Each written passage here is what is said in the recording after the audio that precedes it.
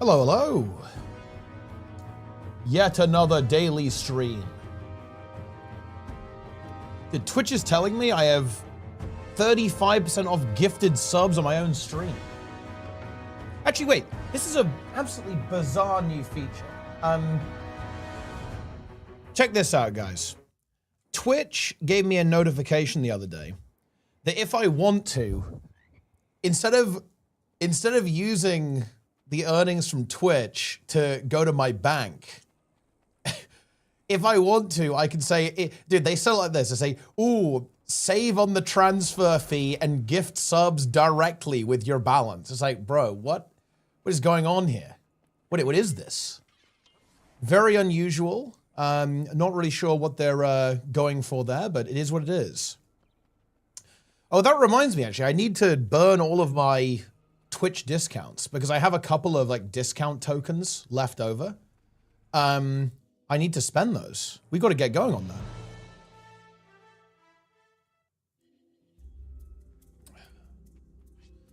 Dude, we might have to play ranked at some point. I did 2 games of unranked with Planix.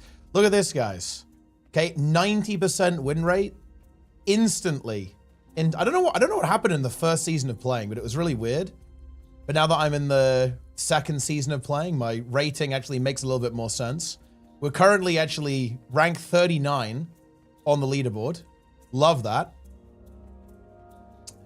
Oh, Vizok there with the Prime. Also, we actually have to talk about something, guys. We have very, very, very big news. Yeah.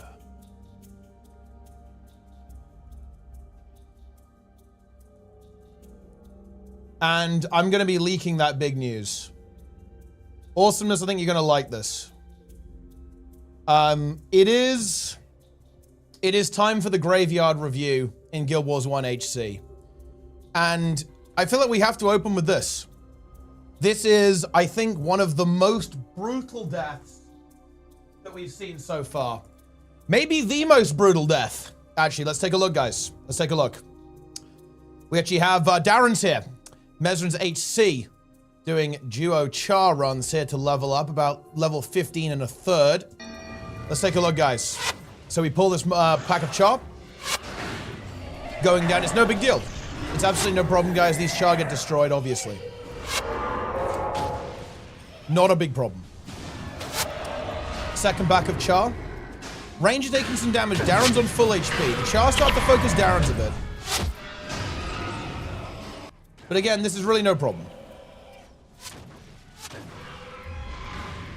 Monk boss pulled, and now we're in trouble. Now notice this, guys. This is a classic error. They're on the Tate quest, and I don't know why they did this. They didn't clear the double 15 pack before going for bosses, right? And look at this. Darren's is now fully engaged with level 15 Firecaller, the Breaker. 61 damage on that flare. And to be honest, you Roach. Like, it's really hard to make that call at the moment, but you have to Roach. This is game over at this stage. Like, he is fucked. Well, that's not actually entirely true. I think he could have gone for the Ether Feast, but I think it's actually very hard to survive here. Very hard to survive. Because now look what happens, guys. The Firecaller immediately goes for a flare into a Firestorm. Now, to be honest, going for the Ungent, this is not the way. Like, the Troll Ungent is worthless here. It's a very long cast time for HP regen. He does get it, but look, 3 pips of HP regen. That's not going to help against this. Right? That's not going to help. And now we have the penetrating shot come in with the Ignite arrows and a tick of Firestorm. Darren's on 45 HP. And one more flare is about to land. And he breaks. No. Back to level 1.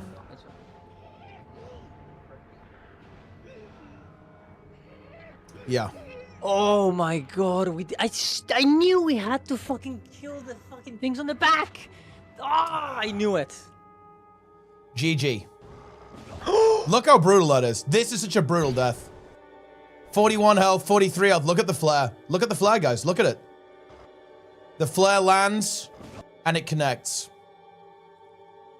And he returns to level 1. To be honest, I think the actual players you have to roach. Like, I think maybe if you ran away immediately, it would have been fine to get out of range. But the problem is you have the bonus range from being... This Char is in a good position, right? It's got the extra range on projectile abilities because it's on a hill. And yeah, he just cast this Troll Engine here. He needed to run this way to escape. Or roach. He just takes so much... Dude, I love how the Hunter just goes for the cheeky snipe as well. Helps out there with a 28 and 29 and -8. In fact, without that penetrating shot, he probably would have lived here, right? Yeah, look how close it was as well. Oh yeah, he gets an 18 ranged attack. And then boom. Overkilled by about 15. That is absolutely brutal stuff, guys. Brutality. And his covenant with Doom is broken. No. This is why, guys, you need to have OBS on. You must be recording. I'm almost thinking that we need punishments. We may need punishment if you don't have OBS on when you die. Because this is what we need. We need this type of content. Oh my god, I knew we had to. QQ from Legendary Oriski, or whatever this is. I mean, this is a brutal death. Yeah, this is a tough death. I think, you know, this is why you've got to be really careful with the clearing though, right? Because all of this happened because this pack wasn't cleared. And this probably was survivable, right? Like, you can go for an Ether Feast, like, the Troll Engine was maybe not the way to go. But this was a bad situation, right? This was a very, very bad situation, right? You don't want to be getting ambushed at 50% HP by a pack behind you. And of course, you can keep an eye on the minimap, right? You could argue this is also minimap awareness. Like, he should have run forwards, right? You can see the red dot coming in. Honestly, this feels like a UI meme, to be honest, no? Like, I do not like the minimap being at the bottom here. Because, well, I mean, maybe it's fine. Like, you're looking at your skills and you can glance down to the minimap. I prefer to have it up. So you look up, well, that's just like, I guess, habit, I guess, but I don't know. But yeah, you've got to see, look, you see that red dot? There is the Firecaller, aka the Breaker. He's moving in and he brutalizes. Yeah, you do want to have a big map for Guild Wars 1. You want to see what's going on. You need to be aware of where all the dots are. No.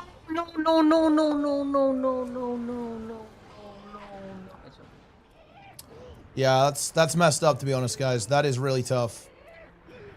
That is tough. Oh my god, I knew we had to fucking kill the We're doing graveyard. We are doing graveyard review, Darrens. I can't go back to 0 again. Wait, what actually got you?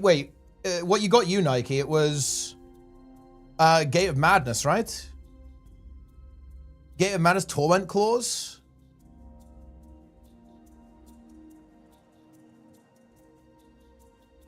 Yeah. And those things are pretty nasty. That's for sure. Double Torment Claws spike me before Shelter came down. Oh, man, yeah.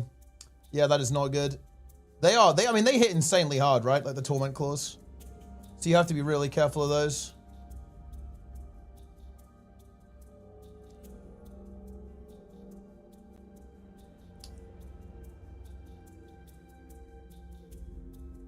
We have a lot of deaths. Skipman roached. Look, here's the thing though, guys. Darren's is based. I'm gonna give some reacts here. Because he actually recorded. Where are the clips? Where is the footage? Buka, Wise Mystical Tree, turned into charcoal by Char Hunters.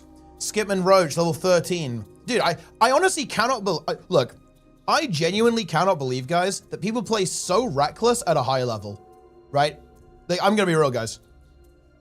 Playing this spicy, this frisky at level 14 is kind of nuts to me. You know what I'm saying, guys?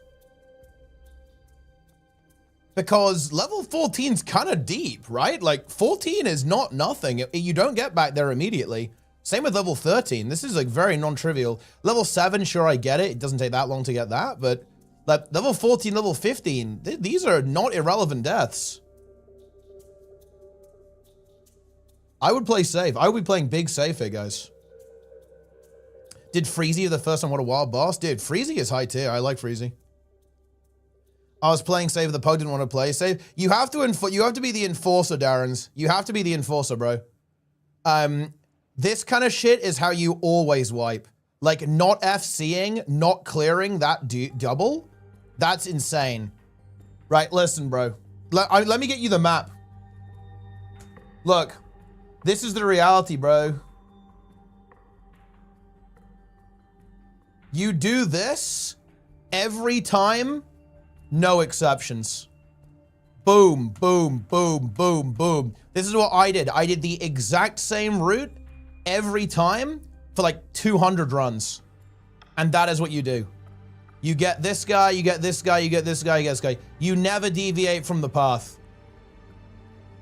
And dude, look, this is the reality, bro. It can feel bad in the moment, but if someone isn't doing the strat, you immediately roach. Yeah, exactly. Garashima's what you roach. Like, if this guy's like, oh, bro, let's kill the bosses, bro. Ooh, ignore those 2 level 15 chars, bro. What could possibly go wrong? No, you roach instantly. This is HC. This is not a game.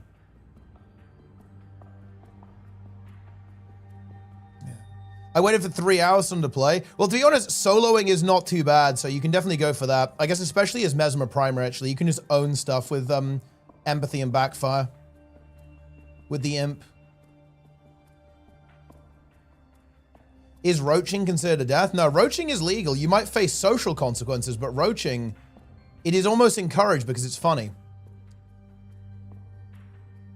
Solo this time, yeah, I think, honestly, I would recommend it. Like, no joke. I think my Eldoa took like 10 hours extra because I didn't solo, which I don't regret, by the way. I knew that, but I wanted to play with other people, but I just couldn't really find anyone at level 17. I guess everyone at level 17 was soloing.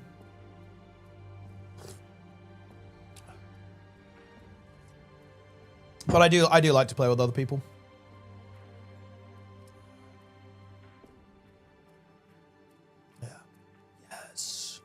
I'm not doing that again. Yeah, I think you'll honestly be fine if you go solo. It doesn't take that long. The key is just getting to the point where you can solo. There are like 2 big upgrade points, right? Being able to do a solo easily of the quest, so basically getting to like level 10 and doing the level 10 quest. And then also you want to be able to you want to be able to skip the Grawl. Skipping the Grawl is a big time save. Well, yeah, the thing is, at this point, to be honest, Darren, you might as well wait for Hamnet, bro. I want to see you stream that. That's going to be funny. But if you wait for Hamnet, I think it's on Saturday or Sunday, you can just go insane turbo. And just go berserk. There will be consequences. Wait. Oh, yeah, nice try, bro. Yeah. I baited Teapot by right. Baited spelled incorrectly. Gooning was Lynn. Wait, is that your actual character name, by the way, Lynn?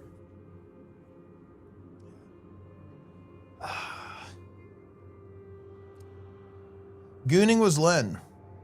Gates of Kryta bonus won again. The Gates of Kryta bonus did kill people quite a bit.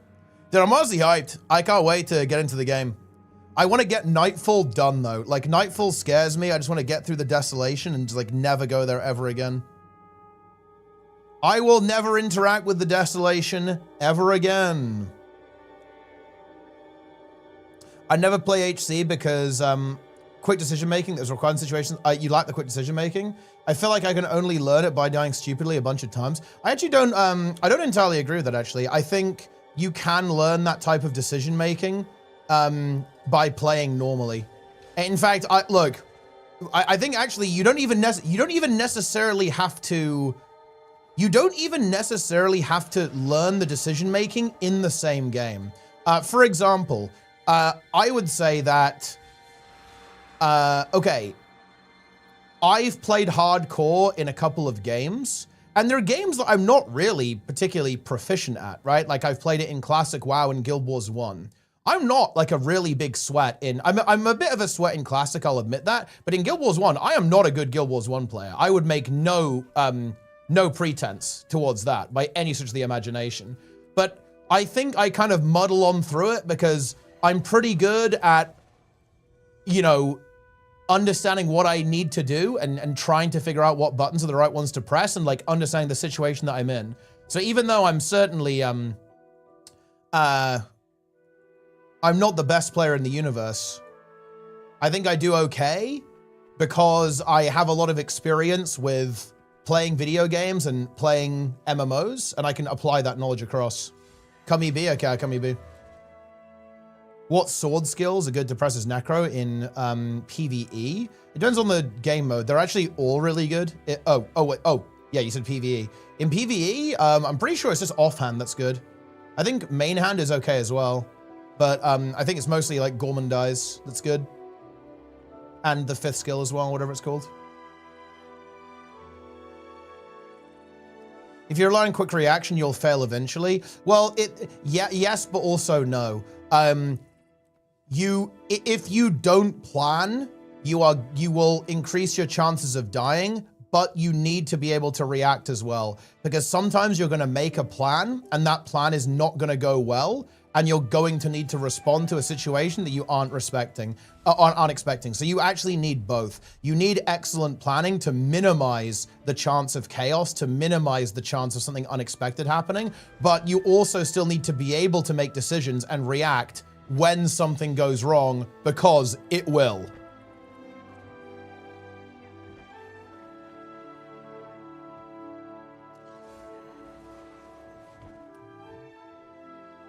Incredible.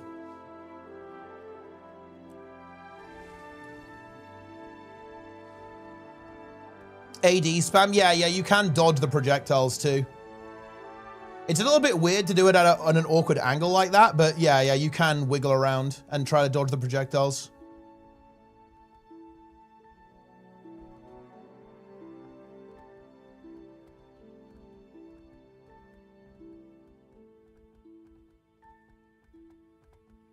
The biggest thing you need, guys, is actually confidence, right? Like, oh man, dude, I was thinking about, okay, today, guys, I was watching a really cool StarCraft 2 tournament by a guy called Wardy, British guy, amazing stuff. And I watched a player called Hero play, basically the best Protoss player in the world. And do you know what really struck me, guys? Is that confidence is so unbelievably important. And let me tell you guys the story about Hero. Hero is notorious for being very, very scrappy. He makes mistakes that you would not expect from a player on his level, particularly mechanical errors. He makes a lot of mechanical errors. But how is it that he still does so insanely well, and in my opinion is easily the best Protoss in the world? It's because he is so confident. Like, he is so aggressive and he just does stuff. To be honest, a lot of the time he plays like an absolute baboon.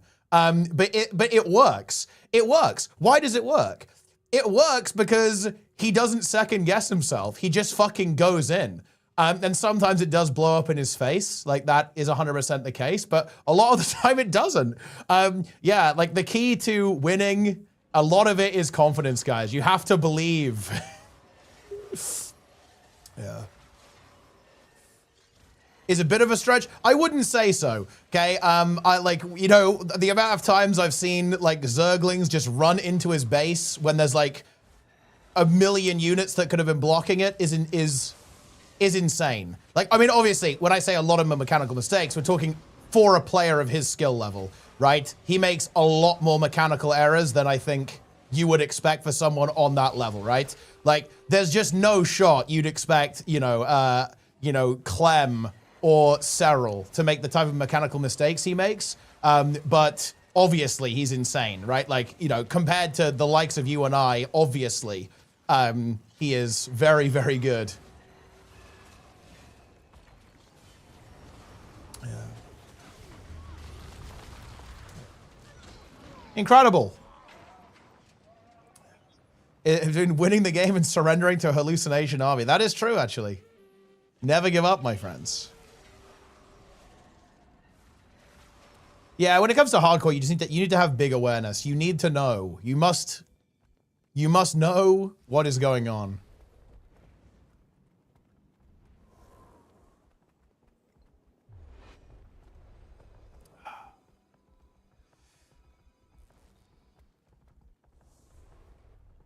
You're slop pilled? How are you slop pilled? What does that even mean?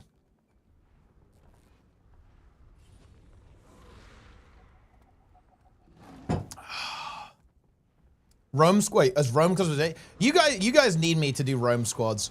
Maybe that's my role in Fungus, because I don't really enjoy zerging that much, to be honest. Maybe I would if we, I don't know, it feels so hard to actually have good fights. Like, whenever I play in like a zerg, it always ends up being insanely blobby, and if you don't have like a turbo blob, it feels like you never get any good fights.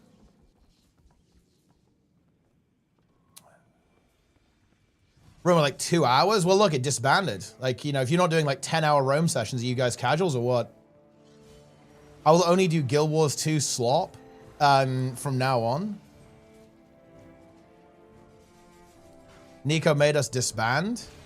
Wait, are you guys, where are you guys on the leaderboard, by the way? Like, I feel like I'm gonna, where is Skelling? Where is Skelling? Where is he? Is he even on the leaderboard? Surely not below 1450. There's no way, right?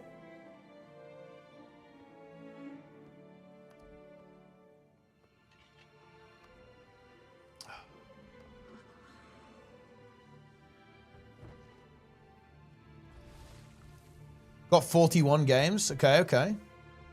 What's the rating, bro? What's the number?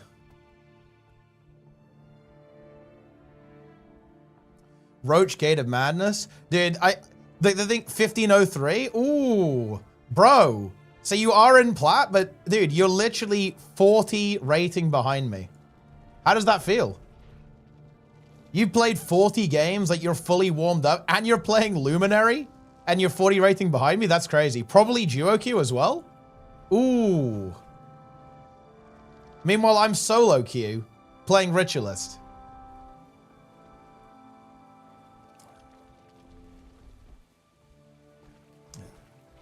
Thoughts on the season finale?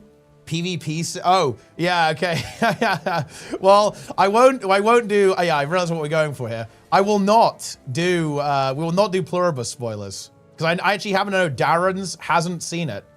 Needless to say, the show is fucking fire. I love the show. The finale was also fire. You know, we have to wait an insanely long time for the next season. This is dog shit. You hate to see it. A new episode? Well, I mean, relatively speaking, yeah. Oh yeah, because the Pluribus is on Wednesday instead of Friday because Christmas, basically. Also, guys, I've lost my hat. You've probably noticed that I don't have my festive hat on, and that's because I can't find it. Wait, you're actually putting your Guild Wars 1 run? I just finished getting level 20 in the tutorial. Like, I'll put the Gachi lights.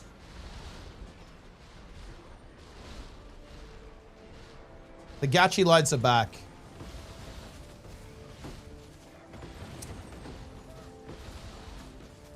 Enjoy. Anyway, you guys feeling festive? You guys get anything good? Anyone get any fat presents? Any massive gifts? Grinch mode? Yeah, this is Grinch mode. It's unbelievable. There's a saying in aviation, getting behind the plane. Basically means lacking plan or general understanding of the situation, only reacting to incoming problems. This can be applied here. You should have a rough, if this happens, I do that plan in your head. Oh yeah, 100%, yeah, you should. Like, as always though, like planning, you definitely want to have like a strategy in mind and go in as prepared as possible. Like, for example, guys, oh, I know, I love this. Like, before we go into DOA, like, I am going to be doing like mandatory pecan farming, right? I will be inspecting everyone's inventories. Like, if you don't have every pecan available to you, you are not getting in. I don't know what to tell you guys. You're not getting in.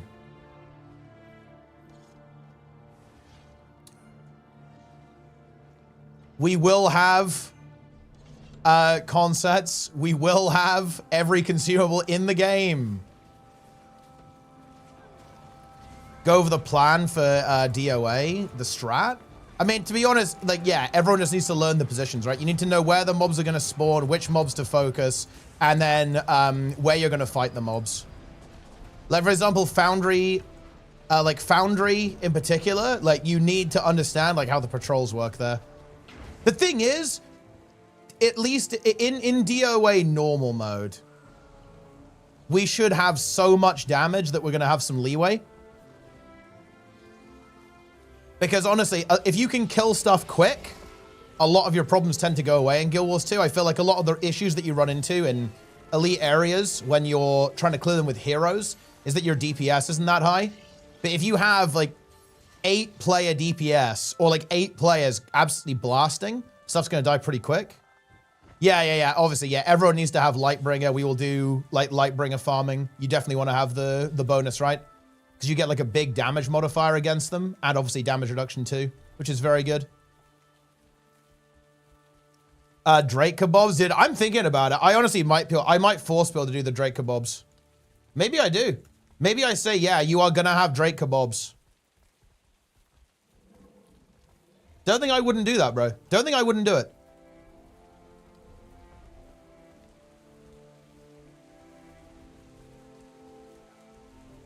Yeah.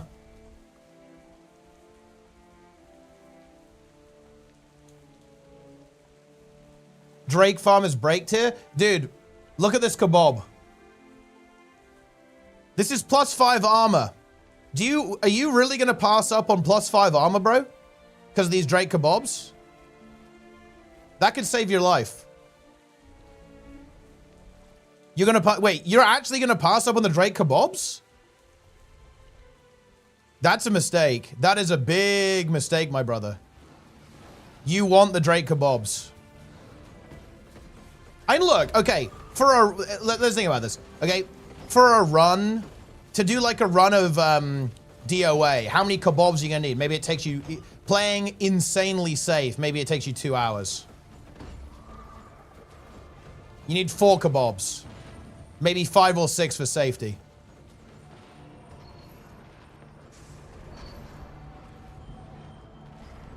Reptiles are just different than bugs. Well, I mean, there are bugs you can hunt, but I'm not sure you can make bug meat in Nightfall. Yeah. Well, no, we can't use bots, guys. Dude, I'm not gonna log on and say, oh, wow. Oh, look at this guy who's got Doom's Covenant. He's trading me 5 stacks of consets. What a nice guy. And he's called Mr. Robot, after the TV show.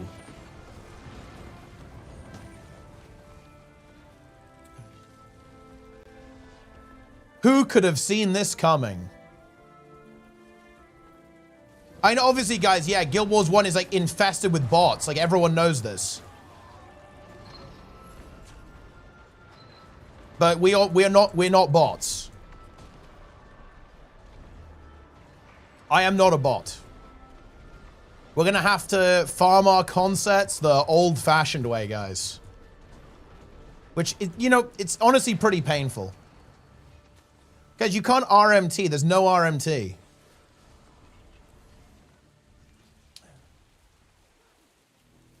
Bots monthly. You know what happened, guys? A guy commented on my video saying that if I gave him, like, you know, gave him my bank details, he'd send me money to buy a new shirt. I linked in my PayPal, then he didn't deliver. Okay? That, to be honest, guys, that's disappointing. Right? That is actually very disappointing, in my opinion. If you're going to talk like that, I feel like you have to actually put up, no? Pathetic. Swipe that card, my friend.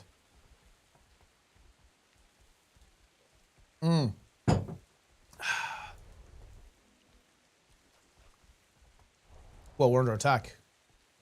Ramrod versus Renegade. What is this? Ah, boys. Tuh.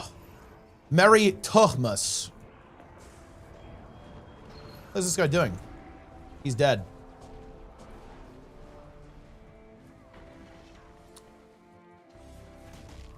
He has been slain. 3 world XP. Hope you guys had a good day. I had a pretty good one. I've got some socks. A little bit of cash. We love it. We love it. Hope you're all feeling very festive on this wonderful evening. Ready for a whole new year, guys. Another year. 1 year down, 2025, guys. Love that. Many more exciting years to come. Ranked is only fun when I can steal Boyce's rating. What's your win rate into Boyce, Skelling? Well, we actually have a guild. What happened to the tag? Did they just port back or what? Are they in the tower? Oh, they're on the other tower. Time for me to run away. Yeah. Boys Shake. Yeah, Boys Shake is a very good emote. This is one of actually the top emotes on Twitch, I think. It's kind of up there with Chomp 3 Party and Plenga. What would be realistic? Guild Wars 3-year quarter. What's your feeling? I'd say... Dude, people always say that I talk about Guild Wars 3. Dude, I get asked questions about Guild Wars 3 every day. I think 2027 at the earliest.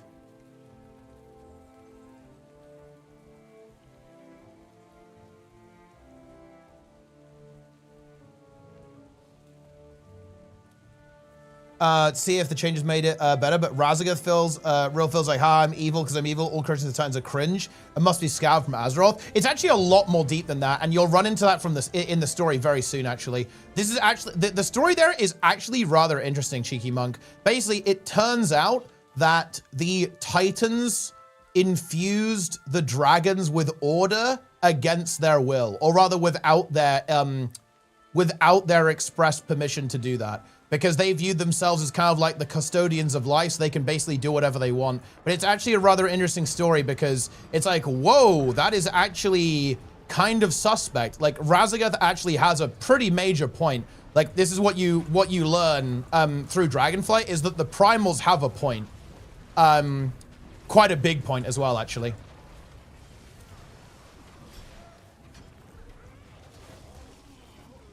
And it casts a very interesting light on the Titans. It's kind of always been that way. They're a little bit, they're not exactly like apathetic towards life on Azeroth, but you know, they have stuff like, oh yeah, you know, click this button and it will purge the entire planet, basically. That's the kind of angle they go for. And yeah, it's a little more interesting than that. T-What PvP arc? Listen, it already is, boys. I have 90% win rate, solo queue. But no, the PvP arc is coming, actually.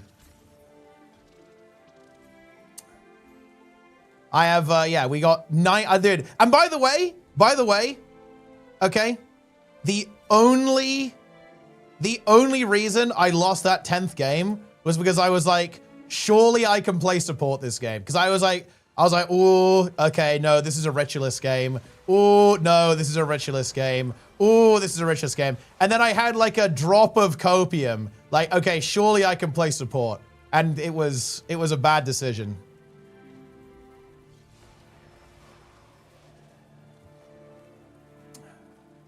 It was a blunder. It was a blunder. I admit that. It was a big blunder.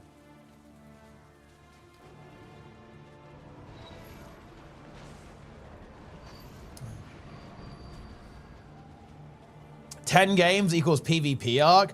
Dude, should I have streamed those 1v1s we did, Skelling, where I just destroyed you?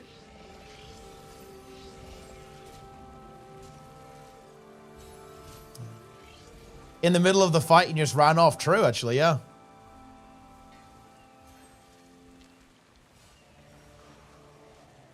Planning on continuing Zero to Hero? Maybe in quarterly release 1, yeah. 1v1 training arc will be sick. I mean, yeah, maybe it has to happen. No, I actually do plan on playing quite a lot of PvP. Like, the only thing is, well, there's a couple of reasons why I'm not doing that. So, first of all, and most importantly, is actually because I just want to actually have my schedule fixed first. And I want to have an actual plan on how I want to approach things and how I want to approach playing multiple games at the same time. I haven't done that yet, and I'm very, very stubborn on this. I will not do anything until I'm happy with how I have everything in balance, basically. I don't have anything in balance right now. That's why I AFK Leech in World versus World. Because I don't know. I will only do it in a way that I want to do it. Would you recommend to play WoW Classic? No HC. When not, why? I'm afraid to realize if my memories of these days are going to be shit. To be honest, I'm not sure I'd really recommend Classic right now because there's no fresh. Maybe if you play the next Burning Crusade server. But in terms of vanilla, honestly, probably not, because at the end of the day, it's just people like farming the endgame raids and it's like infested with GDKP. But is it worth playing when it's alive? Yes. I quite like it. Yeah. Did you not just spend a year like that? Well, I told you I was patient.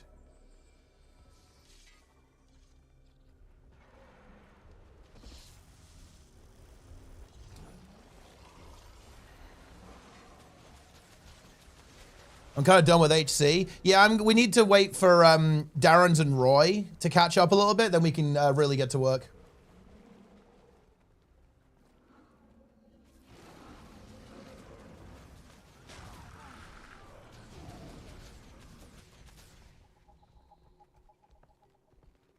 Did Darren's die in HC? Yeah, he died at level 15 in HC as well, which is very unfortunate.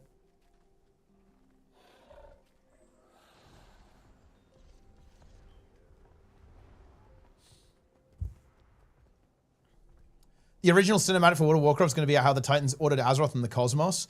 They told Meta it was too 5-head for players, so we had to wait. We had to wait like 12 expansions to get to that. I respect it. Vilni of Galroth, and when we get to LA, the way it's meant to be. Well, the problem is we'd have to do it on hard mode, because realistically, Vilni of Galroth is way too easy. Way too easy. Project Dog Food.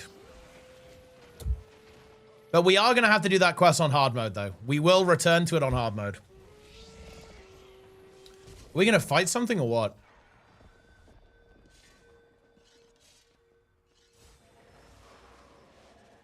This is bad.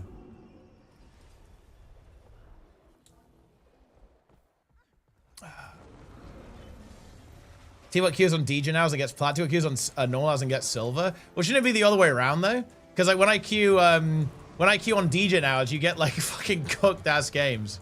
And I also went 10-0 in normal time as well. Meanwhile, you want to talk about those 1v1 scaling? Like I was on Ritualist, you were on Luminary. You maybe got me below 90% HP. Maybe. Maybe. That was actually a stretch too. It's not looking good. Dude, we just got destroyed, man.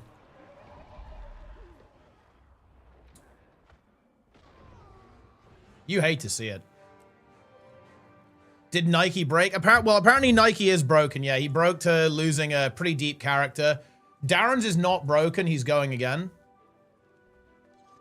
A lot of people are dying, but they aren't breaking, which is nice. We do like that. Ah, festive sub. Very nice. Log Antiquary right now and farm you. You seriously think you could defeat me even on Antiquary, bro? You would literally be free food. You'd maybe be like, what, level, you know, you'd be dead instantly.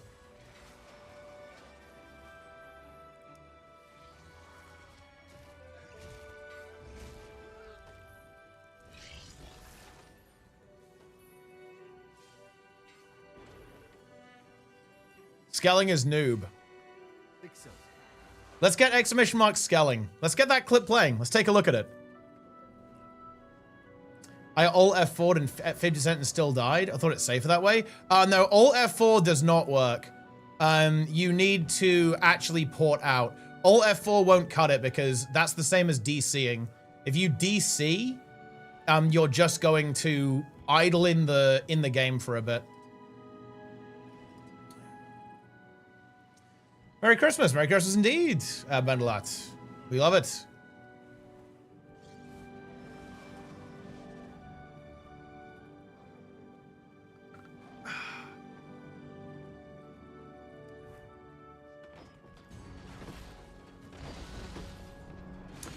Merry Christmas, everyone.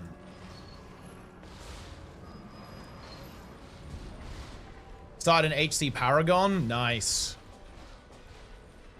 You're going for HC Guamon. So I think not the worst choice in the world, right? Your heavy armor can kind of be at the back. And you can play a super OP build. Not a bad call. And then just like spam a bunch of energy surge mesmers, all with 20 domination magic, and it's gonna be a good time.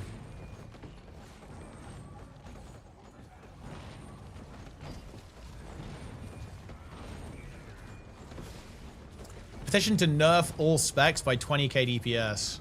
I don't think that's gonna happen. I'm very interested actually in what the ArenaNet's vision is for what they want DPS to be. And like how high they want that number to go, like where they want it to be. I'm assuming it's going to be above, it's probably going to be like the high end is 50k now. I think the high end was 40k, but now it is going to increase, I think.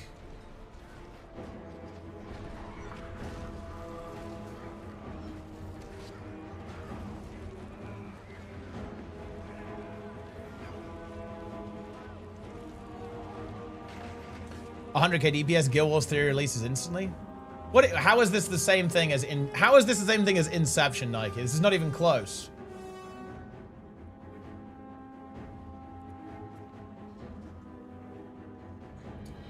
What is this?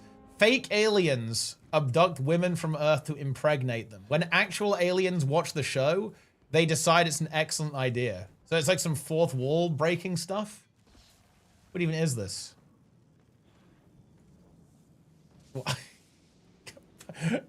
Who is watching this shit? So we do need, guys. Plenix actually has a massive points goal right now, and he claims it's not the Wheel of Fortune. However, it could be the Wheel of Fortune. You should donate to the wheel now.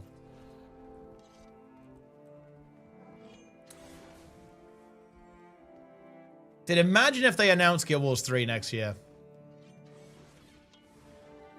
I am honestly hyped to see the Copium Lords mentally shattered. You guys think that people are breaking to hardcore?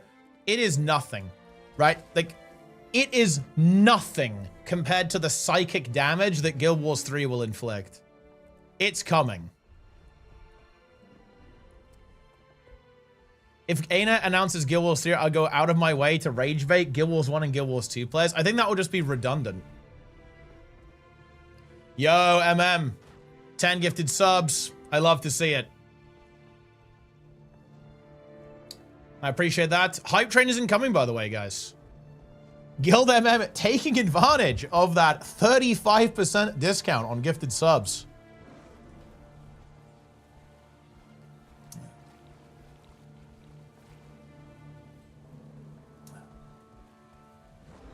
Merry Christmas. Yeah, MM spreading the festive cheer, giving some subs out.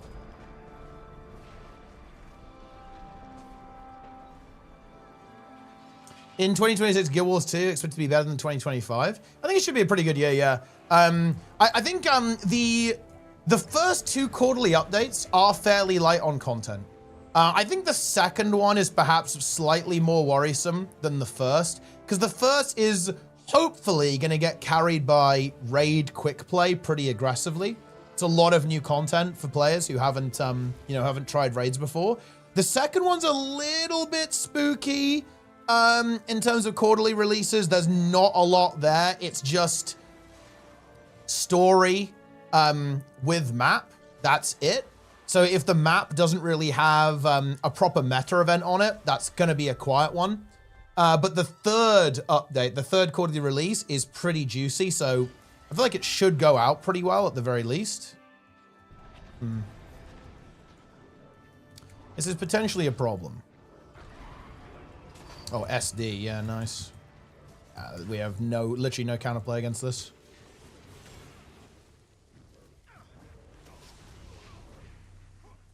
The problem is I don't have any life force generating ability, so I can't do anything.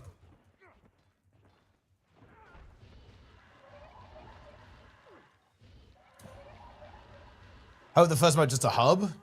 Well, I mean, let's hope not. The first one doesn't have a meta. Well, they haven't said either way, but like it needs to have a pretty impactful meta or it's not going to do anything. So the map needs to carry pretty hard there. Worried next Convergence won't have a CM. I think it shouldn't have a CM. Convergence CMs, I think, are probably the worst thing in Janthea Wilds. It's one of those things that, honestly, the expansion would probably be better if they didn't exist and they just put a bit more work into the regular CMs. The CMs are easily the worst part of Janthea.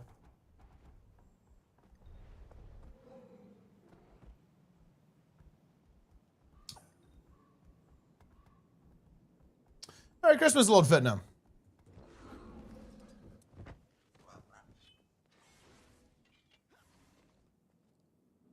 $50-man raid. Well, they're supposed to be like hard open world content, right? But the problem is that the implementation is just not good. Like Convergence is having a AFK phase every 25%, and the boss is not really doing anything and just having a lot of health it's just not fun.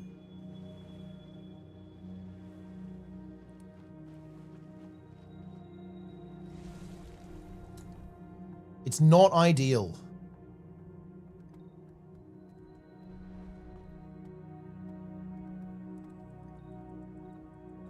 And if find a guild schedule me and why do people not just pug them? Like they're not that hard. I guess maybe you know, finding people who have the DPS to do gold is a bit inconvenient.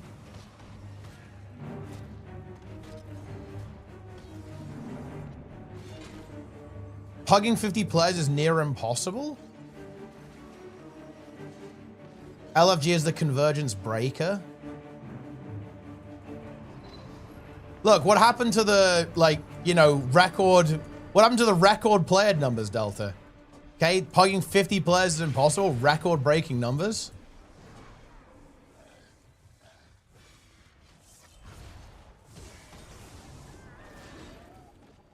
What's up with that? Let's get this guy.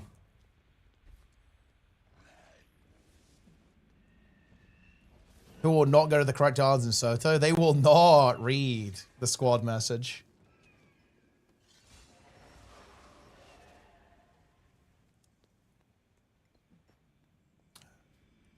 I mean, Darren's does do CMs, but he also fails CMs. If I recall correctly, Umbriel wins semi-often.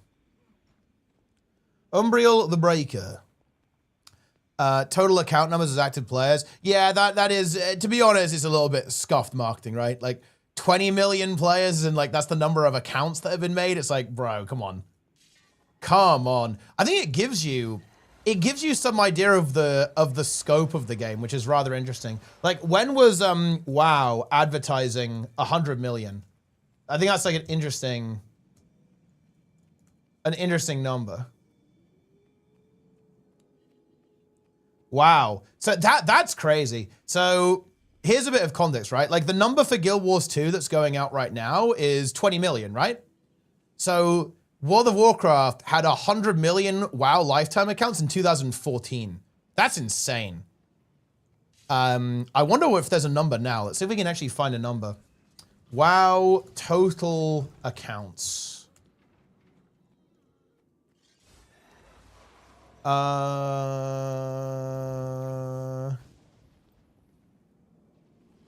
Oh yeah, wait. Total lifetime accounts?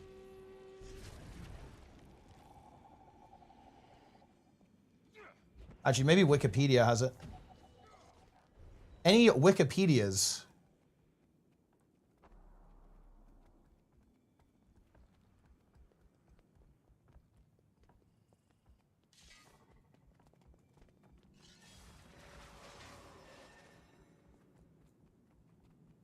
Total accounts.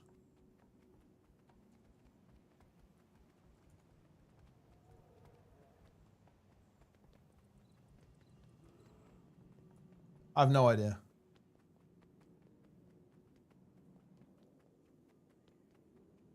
I mean, they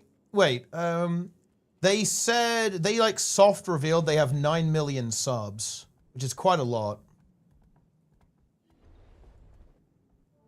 I wonder if there is like an estimate for how many accounts have been made.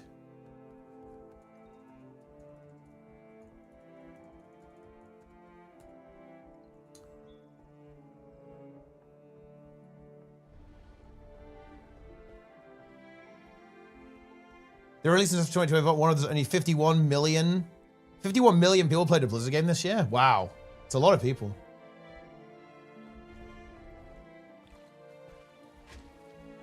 Oh, I think we're dead. Oh, oh boy.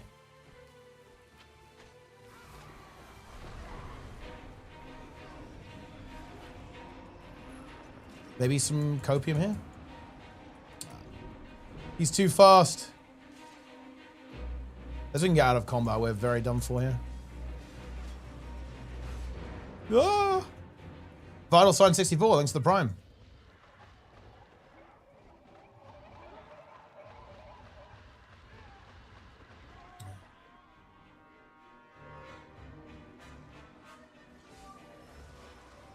It's unclear what exactly is the end game, what's generally the focus. It's basically just like farming pretty much, and just playing the game. 2 million deaths on classic hardcore. Wow, that's crazy. 1.2 billion bosses pulled in retail in 2025. Whoa, that's crazy. That is actually an insane number. 1.2 billion. Oh, dude, there's some interesting stats on that, right? Because didn't ArenaNet release how many times Ceres died? Wait, that is insane. Holy. Wait, how many times did Ceres go down? Ceres kills Guild Wars 2 stats. This is a super interesting comparison, actually. Where's the number? Guys, someone find me the number. Find me the number.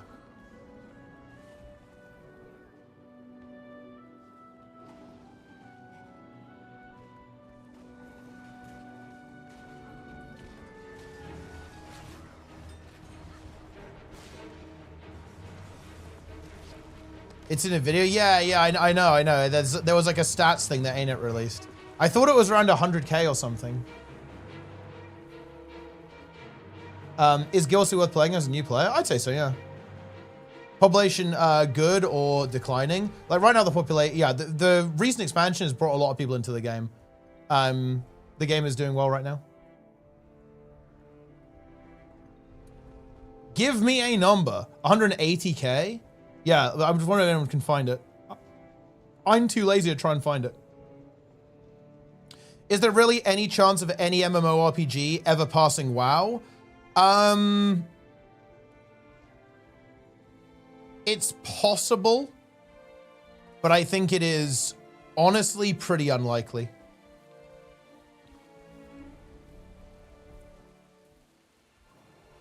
Yeah, unless Blizzard just decide to shut the game down. Ah, nice. Okay, Delta found the video. Oh, wow. Yeah, okay. So this was at the end of Soto, right? So Ceres was defeated 85,754 times. So that can give you some idea of the scope, guys. So in retail WoW, 1.2 billion pulls. Now, of course, this is not including wipes, so it's not quite the same statistic, but that's like the comparison. I was actually surprised at how low this was, actually. This was, yeah, 85K kills. Bear in mind, that was in the entire year, so that's actually a very low number. It goes to show you, like, how strikes really didn't kind of grab people, I think.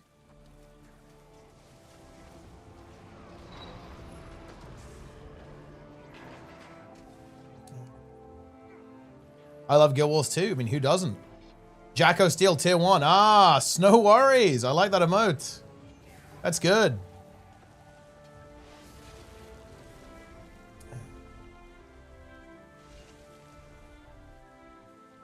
The festive lights fit in with Guild Wars 2 colors very well. Yeah, I mean, I think the festive lights in general are pretty good.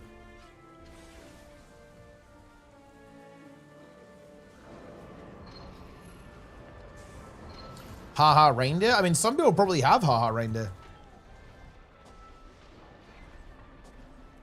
How is it illegal to give my char bags to new character? I mean, people can help you. It's not a big deal. People can feed you, Darrens. You can be fed. There's look, there will be people in the guild who have like 500. You'll be able to feast on them. Do you get bored of the game? No, I'm honestly not so much. Because the key to not getting bored of a game is that you have to actually like the gameplay. If you actually like the gameplay, you won't get bored. If you like the rewards, then you will get bored.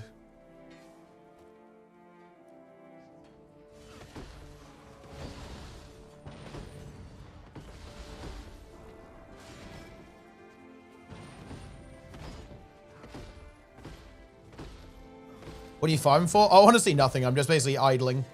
Right now, this is the Teapot Classic. I am AFKing because I'm streaming. I'm talking to the stream, and I'm doing my radio show with Guild Wars 2 in the background. You can think of this, if you're Gen Z, you can think of this as Subway Surfers or some other kind of game. And it's to keep you visually stimulated while you listen to what I'm saying.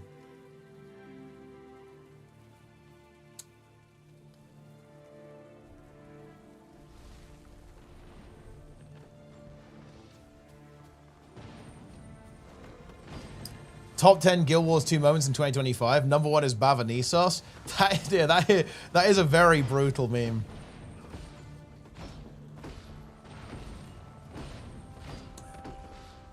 Oh, there's content. Nice. There's actual content. Let's go.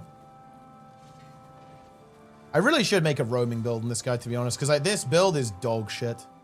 Need some like demolisher gear or something. Basically just play the PvP build.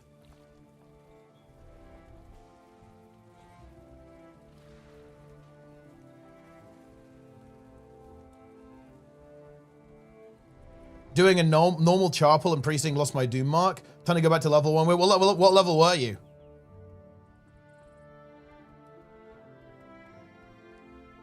That is not a good Christmas gift. Whoa.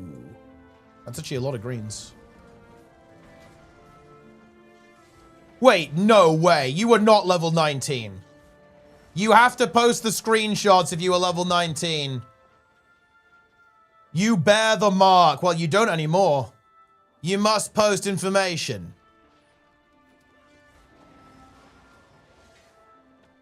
That is a nuclear death.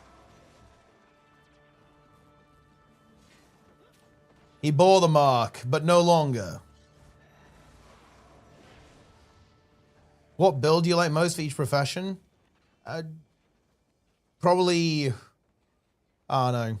Power Ritualist, Heal Luminary, Hybrid Spectre. I actually don't any Mesmer build right now.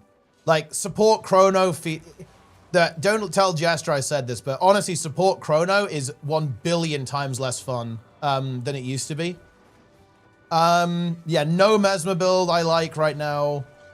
Elementalist, any Tempest build is really fun.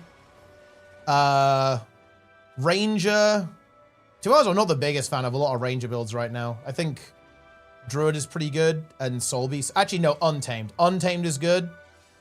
Specifically, like the Quickness Untamed build. Warrior. Paragon's really fun. So, Warrior gets Paragon. Rev. Honestly, a lot of Rev builds, actually. A lot of Rev builds. Power Herald is mega fun. Conduit is actually not bad. Yeah, any Herald build and Conduit's okay as well. And let's see, is that all of them? Is that, oh, NG. Honestly, NG is kind of sick. Basically, any NG build is fun.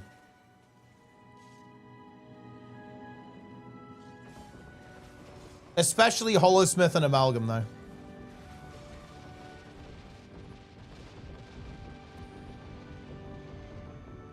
So you've got a lot of options there.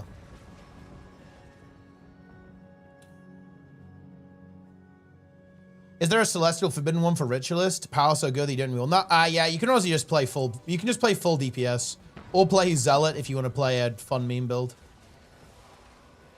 It's up to you.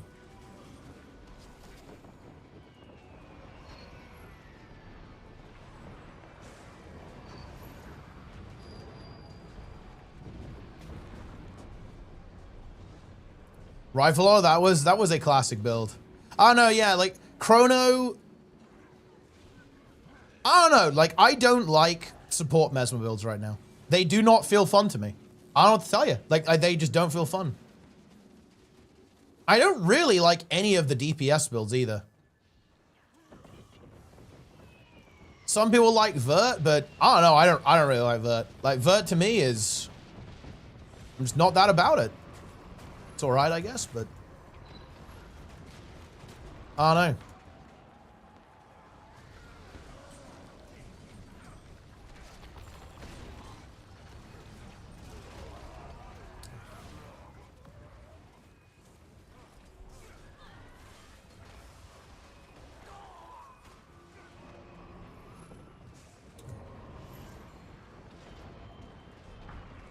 Actually, Troubadour is kind of good.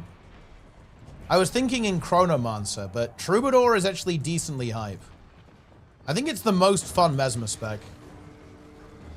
Oh no! Dude, we got sucked into the vortex. Game was more fun before the expansion? I don't think so. I think the new specs are very fun.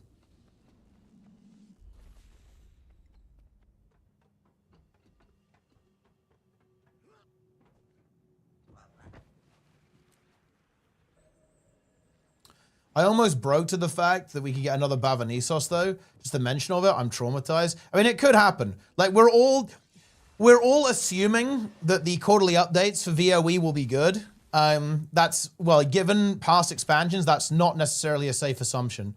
I do feel good. I think they'll have learned a little bit, but you know, I'm not 100% all in just yet.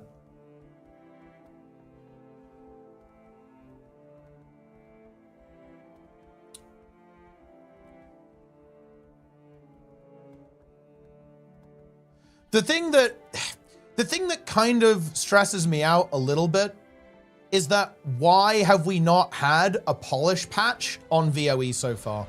If there's one thing that I'm actually going to complain about a little bit with VOE, it's that. I am a big fan of VOE. I think everyone knows that. I think the expansion's really good. But I just wish we had a polish patch. Like, fix the meta rewards, fix the heart rewards. Why do the heart rewards literally not exist, right? Like, that is a bit sus in my mind. Yeah, it's going to be very hard to engage into, I think.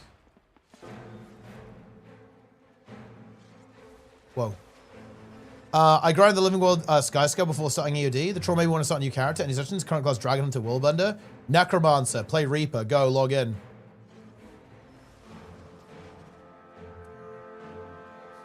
What if Guild Wars 3 isn't real? What if it's just Wildstar?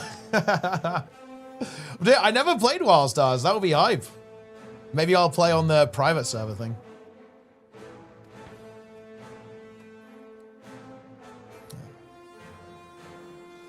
Registered September 12th, 2025. Who owns Wildstar? Is it NC? If they brought it back, that would be kind of interesting.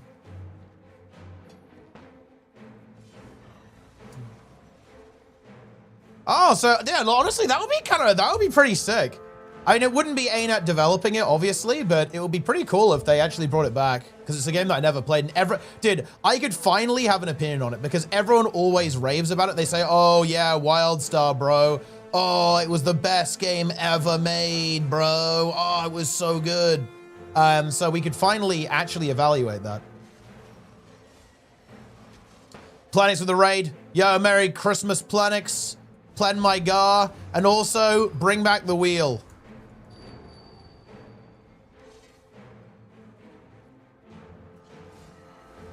Bring back the wheel.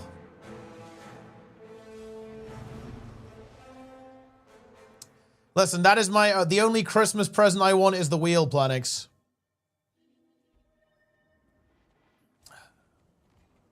The Wheel of Fortune.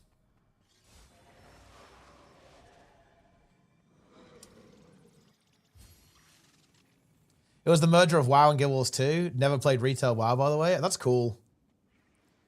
If Guild Wars 2 dies for Wildstar, Guild Wars 2 is not dying. Nobody panic.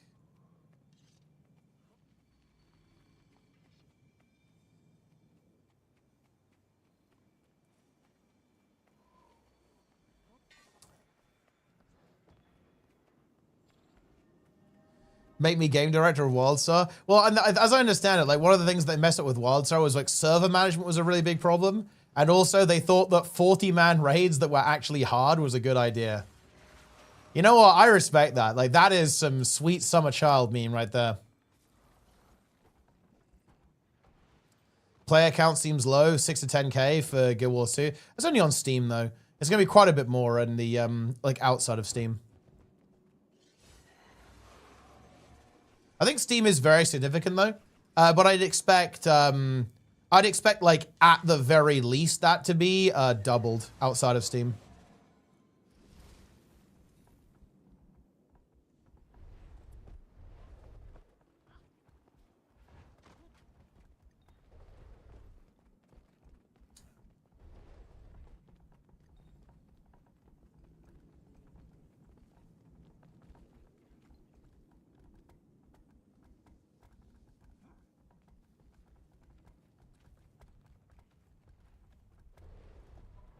I think Steam is very significant though, funnily enough. I think, if I had to guess, I'd say a huge amount of players are actually joining through Steam. And they've kind of talked about this, well, they've kind of implied this as well.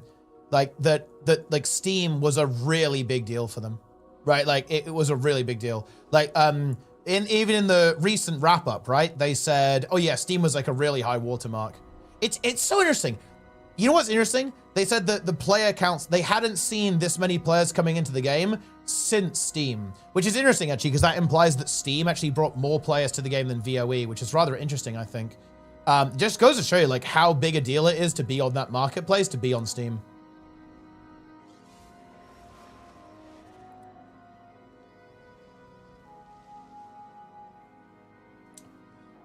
If the majority of gamers are through Steam, does that mean we have like 30K players online regularly? Yeah, that sounds about right.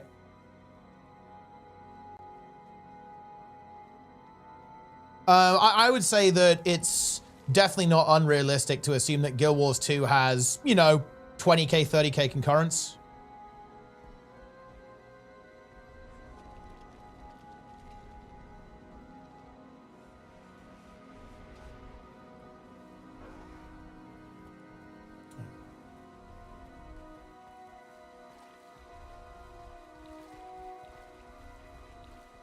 In that sort of range. I'd say when an expansion comes out, that probably goes up a lot, probably into 6 figures. But obviously, to be clear, this is like pure speculation, right? We're just, we are making stuff up here.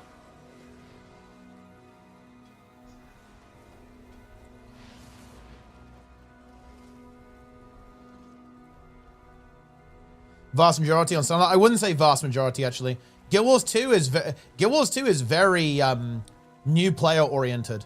Like this idea that the vast majority of players are players who've been playing for 12 years, I don't think is accurate. I think it's entirely the opposite, actually. I think that most active players are newer. And I see that in my Twitch chat, by the way. People who watch my stream didn't play like the old game, right? So many people don't, you know, when I bring up something that happened back in HOT or Core, nobody knows what I'm talking about. That's remarkable. I know, I think it's very new player oriented, like very new player oriented, actually.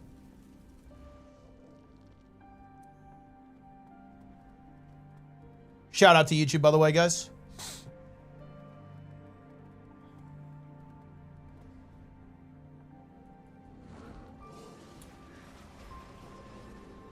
Is Guild Wars 1 over? No, it's in fact, it got revamped a bit recently. It's been relaunched. I wonder how many people stick around though. Well, it depends what you mean by that. I think a lot of people will log in every patch, but how many people get very engaged and kind of turn into players like us? I would say no, not many.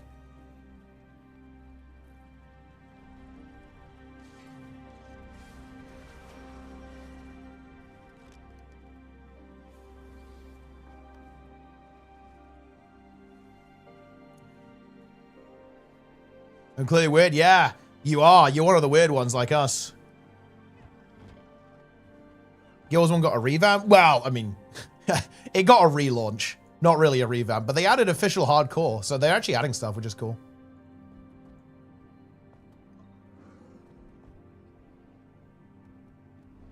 Level cap? Yeah, I'm level 20 in pre-searing now.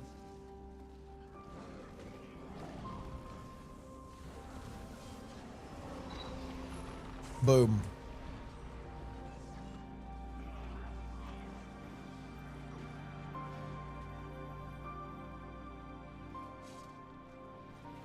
The same with most MMOs, to be fair. It is, yeah, definitely to an extent.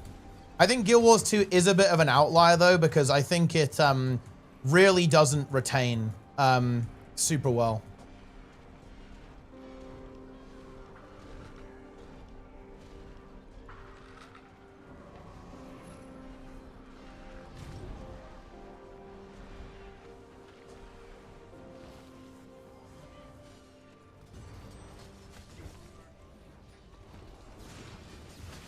Boom.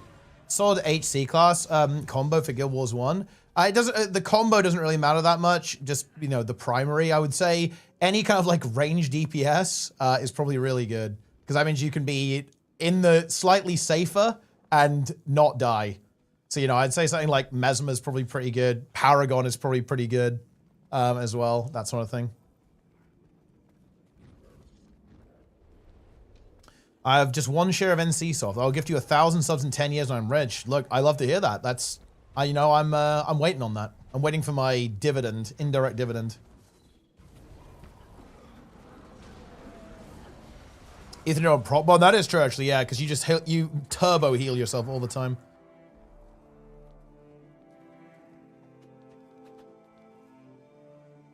Leans into the seasonal mindset, I guess. I think every MMO is very seasonal these days. Like WoW is turbo seasonal.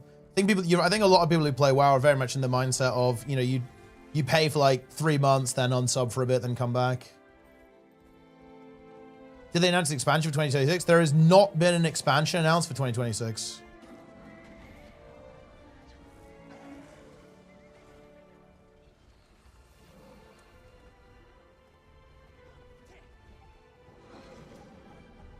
I've beaten Eye of the North, almost on with factions. Ah, very nice. We've got to wait for ArenaNet to remind us what annual expansion model means. Well, you know, okay. Here's the thing, Delta. Do you want to make a bet?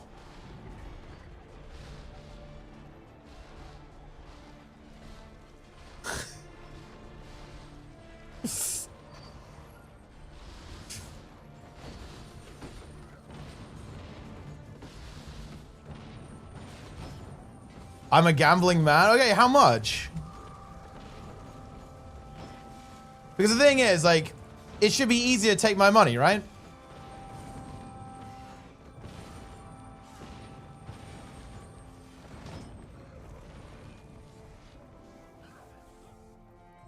Do you remember if you can pre-grind reward track boxes? You can, yeah.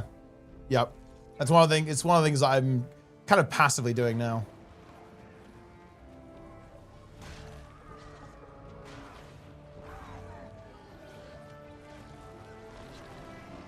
A 100 sub agreement till 2027. Yeah. No, I'm glad.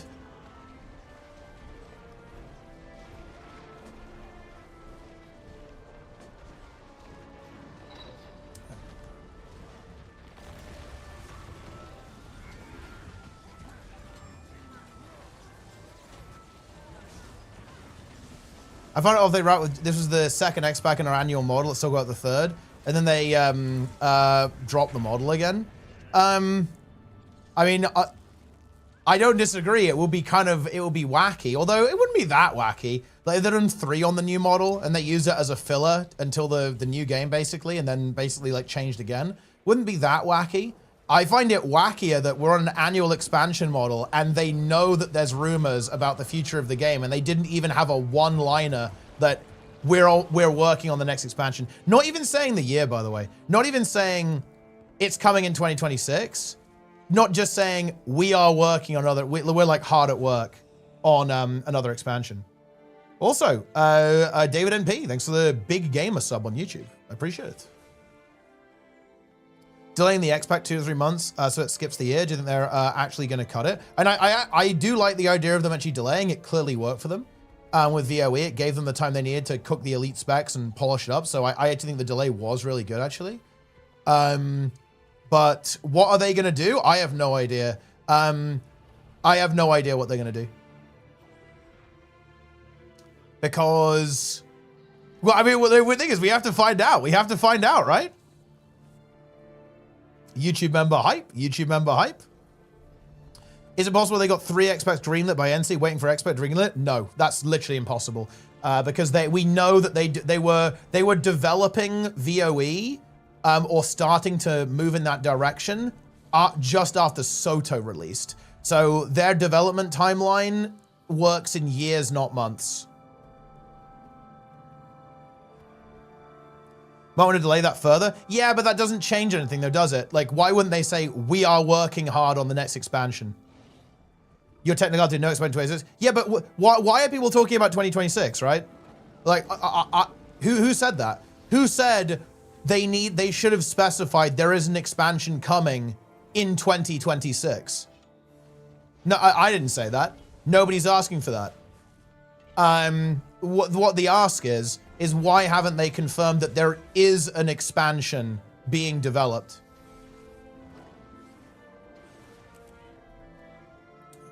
Merry Christmas, Marshall.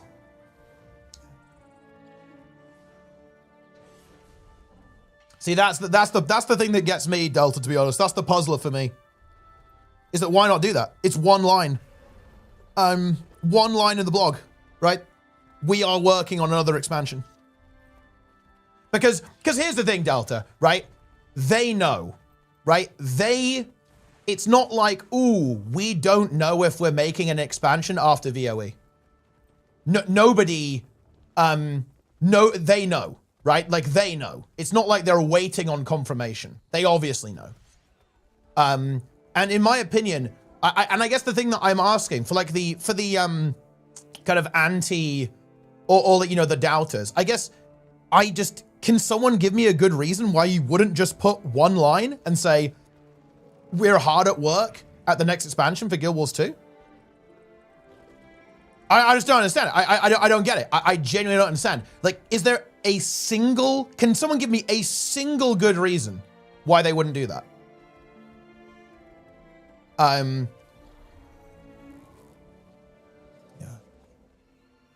Yeah. Okay.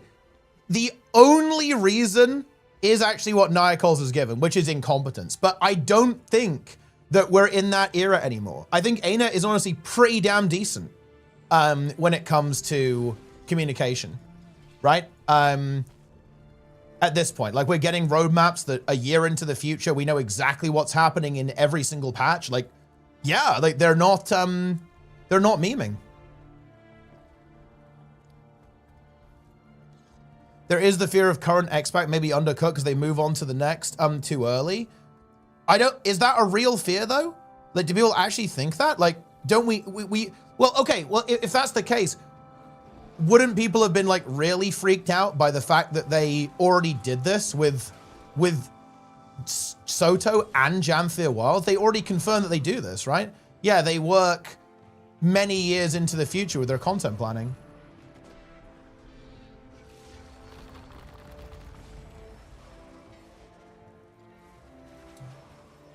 They would not spend millions on ads if they were quitting. Who said they were quitting?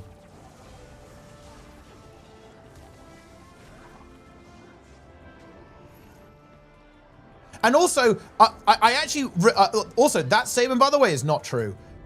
Because the only reason they would do that, they wouldn't do that ad is if it wasn't profitable. Like, this is going to sound weird, guys, but investing in marketing, it's irrelevant if it's not relevant to if they're going to keep the game going or not, right?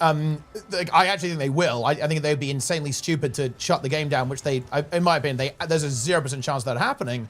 But no, that's irrelevant. As long as that ad generates profit, which it absolutely did, by the way, that's a win. It's irrelevant. That says nothing about if they're going to keep the game going or not.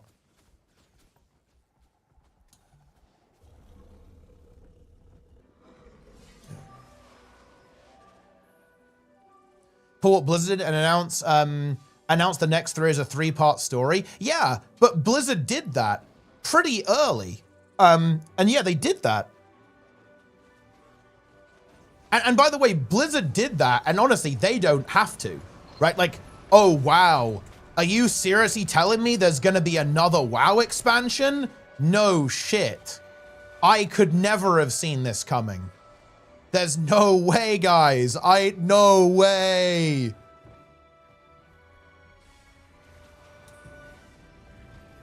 For what reason would they not do another expansion or say that there's one in the works?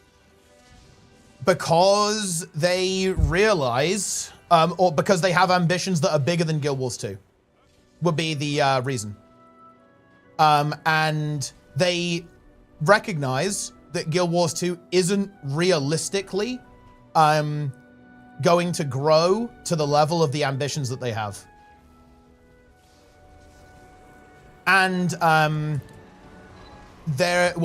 reason why they would potentially pull off a little bit on Guild Wars 2 is because Guild Wars 3, or whatever their project is, will be their main focus at the studio, and that will require a development shift with Guild Wars 2.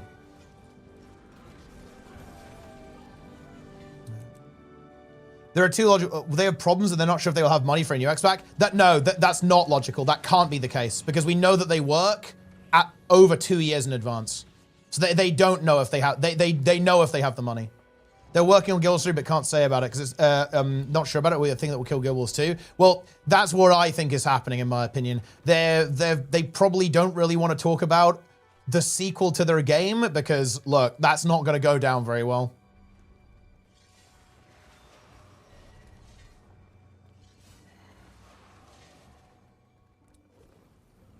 Then their stance would have changed in the past 6 months. In July, they said they were building X-Packs to unfuck the engine many years to come. If they're doing that, shifting is kind of short-sighted. Wait, is it though? I don't actually agree with that necessarily. Like, surely, basically targeting stuff like that is good, no? And it's not like they're gonna have 0 engine devs. Like, isn't that the... I don't want to say low-hanging fruit, but isn't that exactly what you'd want to do? Wouldn't optimizing the engine to be more modern and optimizing the engine to be more usable and workable for the developers to basically do like less, do like more with less? Wouldn't that make a huge amount of sense? Shifting the focus is kind of short-sighted. I actually don't agree with that necessarily. I don't agree with that necessarily. Because this is the exact kind of thing. For example, what do they do on Guild Wars 1? What do they talk about? What do they do on Guild Wars 1? One of the first things they targeted was, okay, let's get better anti-aliasing. We're going to improve the quality of the lighting. And to be fair, it was nowhere near as significant as something they did in Guild Wars 2. But to be fair, they had like, you know, one guy on it, right? So it's a little bit different. But no, it's exactly what they did with Guild Wars 1. It's like tweak a couple of things, make the game look a little bit prettier, modify a couple of things. And these are things that can like really add up. I actually think having like a team working on engine stuff, a team working on quality of life is one of the biggest bang for your buck that you can get in terms of developers, especially on a quote unquote legacy project.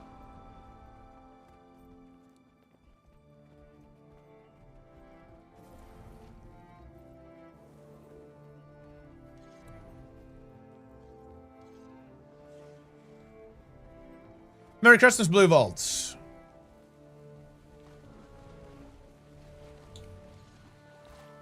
Because it would only be short-sighted if we're making the assumption that they're killing development on Guild Wars 2, that they're killing development on the engine. I think that would never be the case. It's not like they're going to have like 7 devs on Guild Wars 2 after they release Guild Wars 3. How many devs are there at ArenaNet? Like ArenaNet has what, like 300 devs or something like that? The reality is it would be like, okay, well, after 3 comes out, you have like 200 on 3, 100 on 2, and then like 10 on 1, right? Like that's how it would go.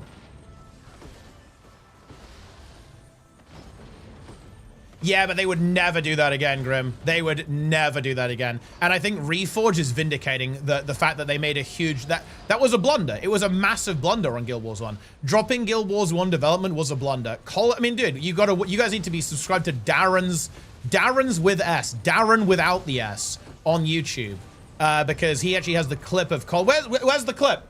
I'm opening Darren's YouTube channel, guys. Darren's with Slop.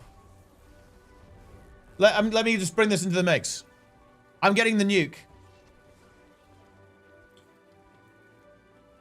intended to be games that directly competed with each other. I think we had really kind of hoped that people would play both games. And I think probably in retrospect, if I could pick on things that we did wrong at the time, that, you know, I think probably, at least today, we're not in a position to do anything. But if I could go back in time and change something, I think we probably would have worked on Guild Wars 1 longer and left a larger team on Guild Wars 1 longer while Guild Wars 2 was in development, because the two games were different and there was probably room for both of them to have people working on it, supporting both of them. That talking. Boom. Subscribe to Darren's.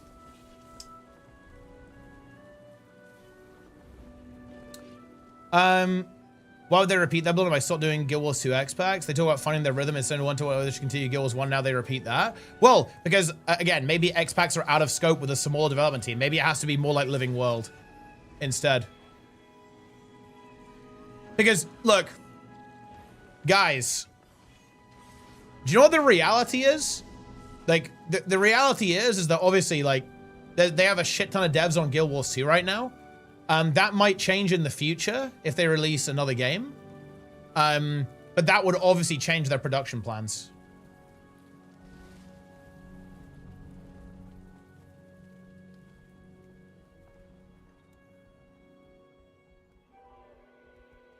Has Guild Wars Series annual specs on quarterly patches? Patches in between the risks. Yeah, exactly. Yeah, exactly. Yeah.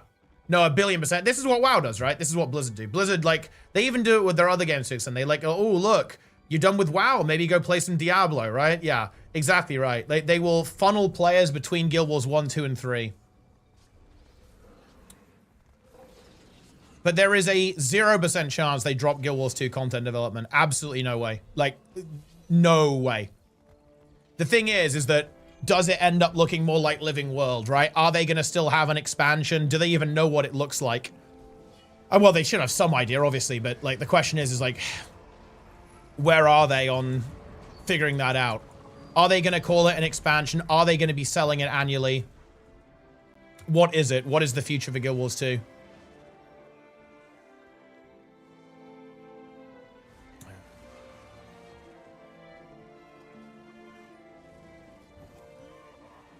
Make another HOM for Guild Wars 3? I think extremely likely, How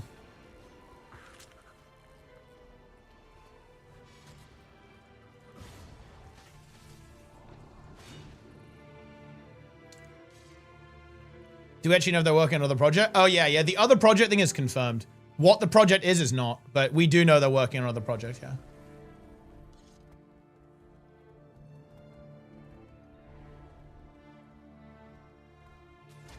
What do you think will be the focus of Guild Wars 3? I have no idea.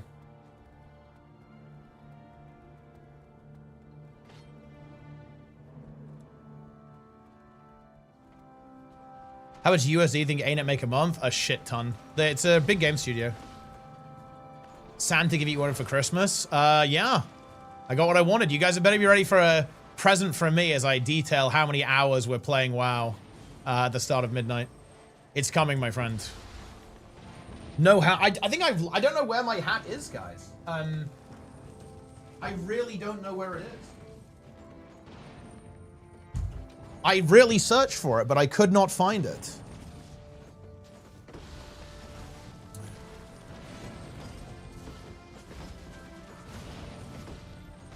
The chance it will be different MMO is quite big. Yeah, for sure. But also, okay, gamers, I am going to drop a truth nuke. This is actually a truth nuke for Guild Wars 2 players. Current content is far more important than having legacy content.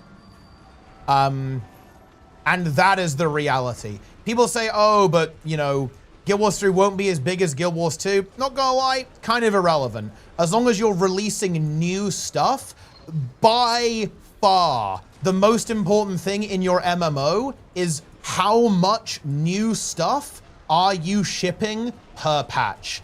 The amount of stuff in the game in total, honestly not that important. By far, the most important thing is new stuff per month.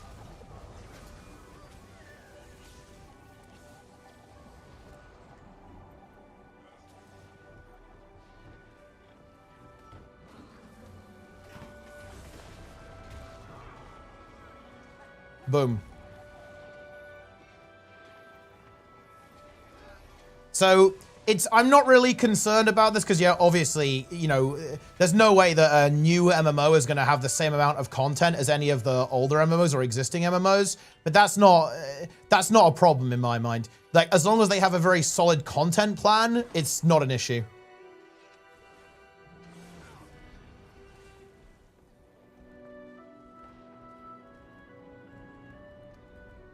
Has Darren's made it back yet? Is Darren's even logged in? Is he even live? This Darren's guy is unbelievable. Shout out to YouTube, by the way, guys.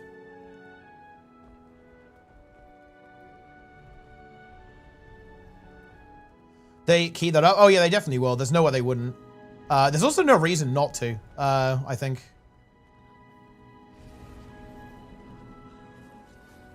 You're 17? Yo, Mice. Yeah, we can do some runs tomorrow, bro. Well, if you want to. Do you want to... You probably want to solo, to be honest. And I can help if you want to, but to be honest, I think it's just griefing almost. It's so much slower. Shout out to electricity. Yeah, shout out to electricity indeed.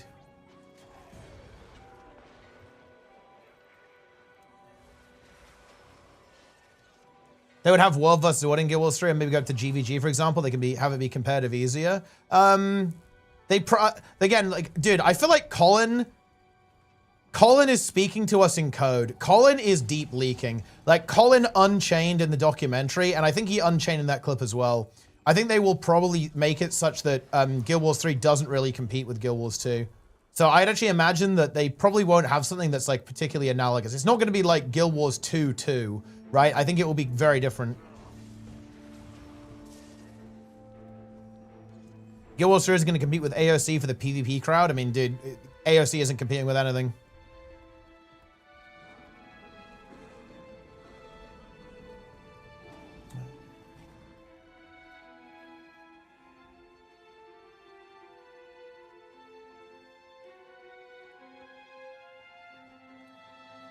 AOC, DOA, 100%. Well, I mean, look, you're assuming it's just DO. There's no A.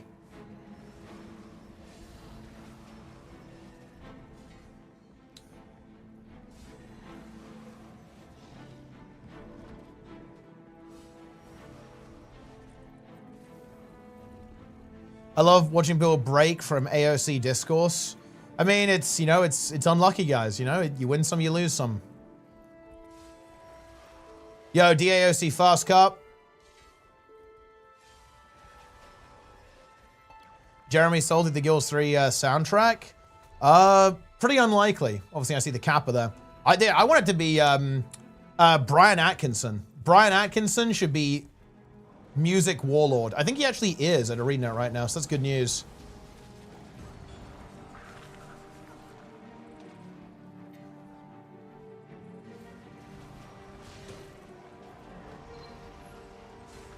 Brian Atkinson will drop a nuke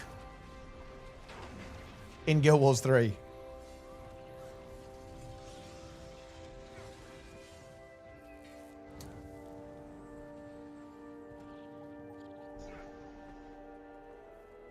It's happening.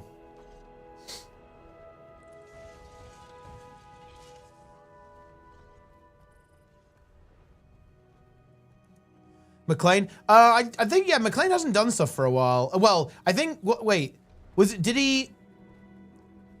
I think the last thing he worked on was in Soto. So I think, yeah, he didn't do anything for Janther, I want to say. Or maybe Janther was the last one he worked on. And he didn't do anything in VOE. It's one of those two.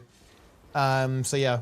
So yeah, he's not... Oh, he did Janther, okay. But I think he didn't do anything on Soto, right?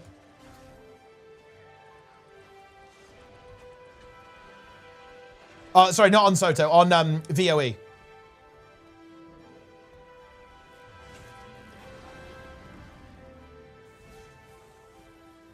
We're rebooting the service at the 20th day. Well, to be fair, it's an early access. I think that's not necessarily a problem in an early access game. Like, for example, look, you guys should see the amount of times I you guys should see the amount of times I recompile my programs and restart them, okay?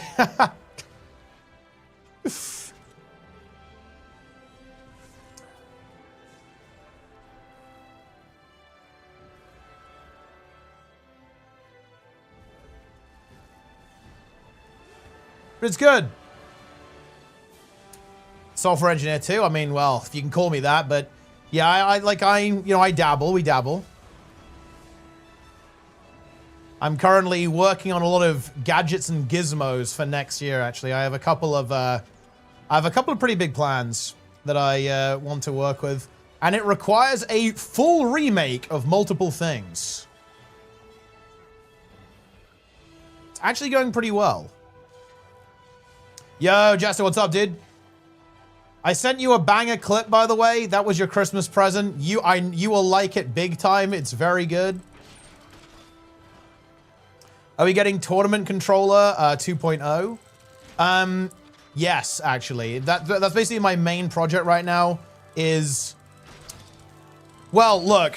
I'll tell you what, guys. I'm developing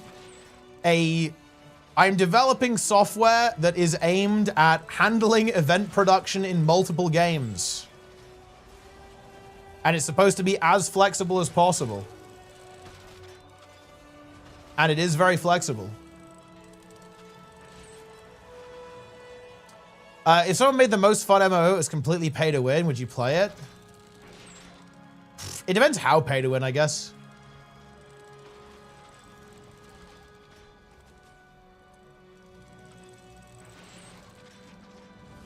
What ex-ArenaNet dev would you hype if they rejoined ArenaNet in 2026? Honestly, all Ben P. Like, okay. If ArenaNet dropped that Ben P was returning as competitive director for Guild Wars 3, I would immediately pre-order and buy like a $1,000 pre-order.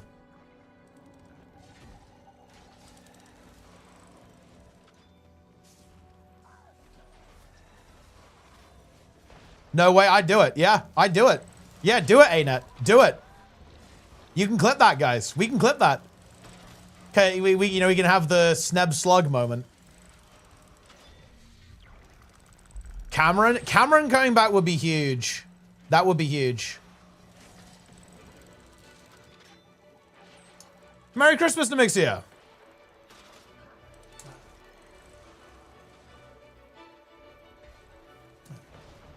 Josh Foreman. Yeah, Josh Foreman come back would be cool because he did SAB, right? And all the jumping puzzles, which are very, very cool. Bird Sim Frogs coming back. Dude, imagine that.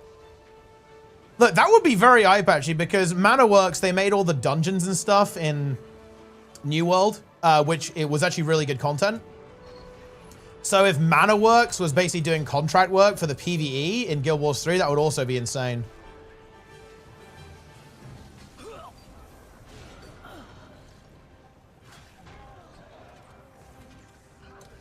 ManaWorks is dead. I have no idea. I have no idea what's going on with ManaWorks.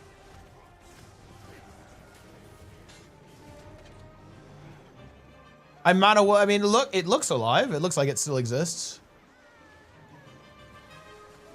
I assume they're still making Bird Simulator. Ah, New World Alpha. Yeah, I still have the Alpha as well, actually.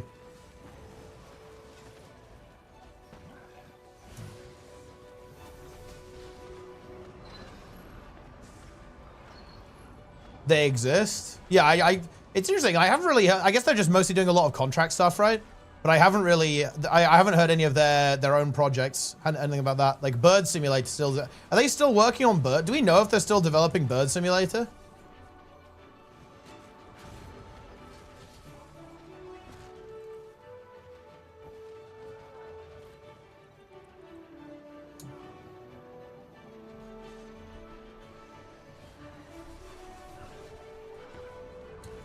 No news on Bird Simulator. Look, you know it's so weird.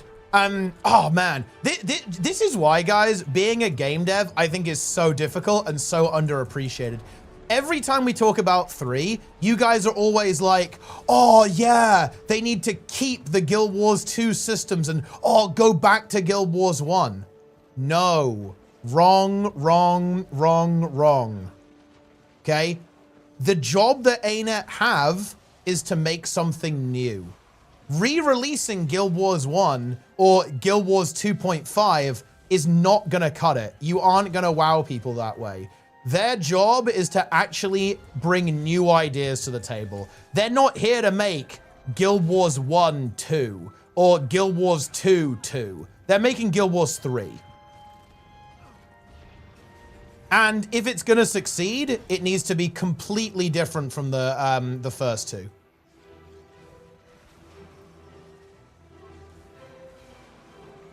Unreal Engine 5 slop?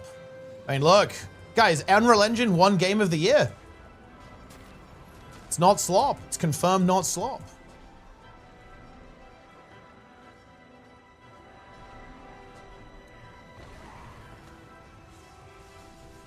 It is completely over.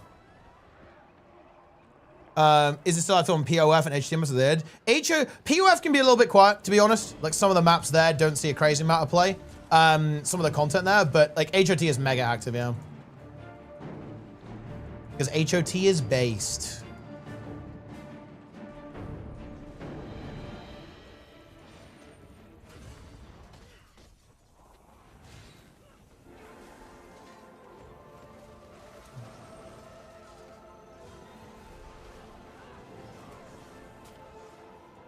Wait to finish off some of these downs.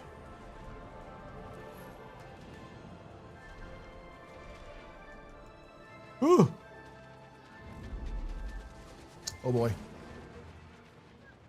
I could not escape. Unfortunate.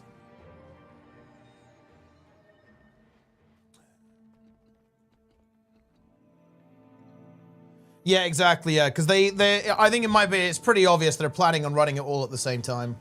And if they're going to do that, which I think they are, then the games need to be pretty distinct. Well, so dude, I would love to play WildStar again. Well, I never played it. So, and every time it comes up, people always say it's massive. Guild Wars 1, Guild Wars 2, and Guild Wars 3 launcher. Dude, look. Do you know what we're doing, guys? Frame 1. Okay, frame 1, guys. We are getting Guild Wars 3 logs made. There it is. Frame 1. You've got Warcraft logs. You've got FF logs. And there is going to be GW logs.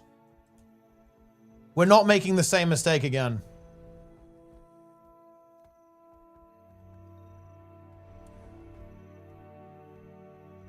Guess who owns GuildWars3logs.com? Well, listen, you better hand it over. Because, you know, they have literally a full software suite that handles this stuff.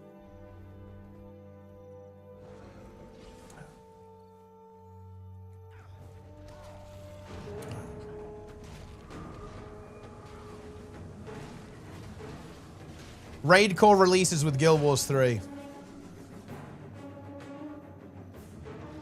Oh, shit.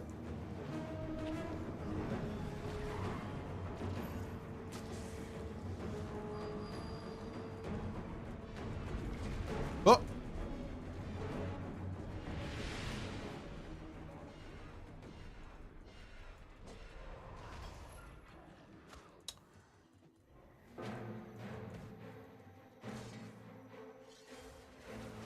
This is very bad news.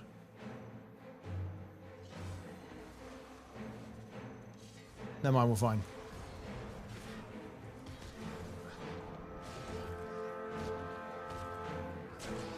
Prod.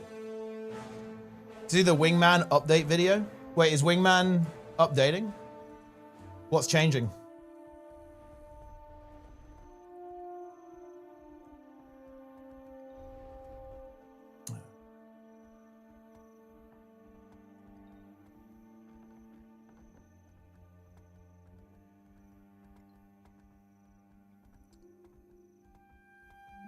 How many games are the same look these days graphically? Super realistic graphics with warm filter color of it. They didn't keep their art stuff for Guild Wars 3. Well, yeah, to be clear though, that, look, dude.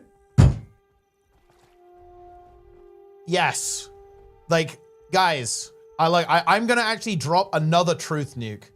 What if I told you, okay, that a game engine is a canvas, okay? You can make it look exactly how you want it to look. If the developer makes it look samey and slop, that is entirely on the developer. It is not to do with the engine.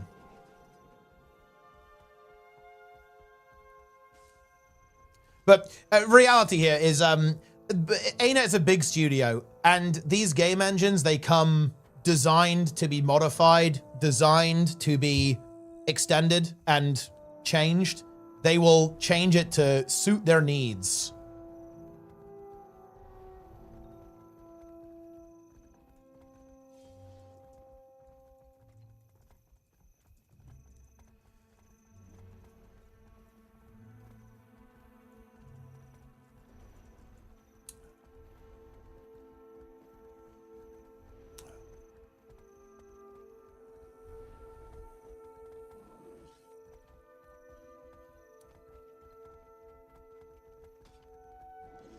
Unreal Engine is single thread? What do we mean by this? When people say stuff like this, I am so fucking suspicious.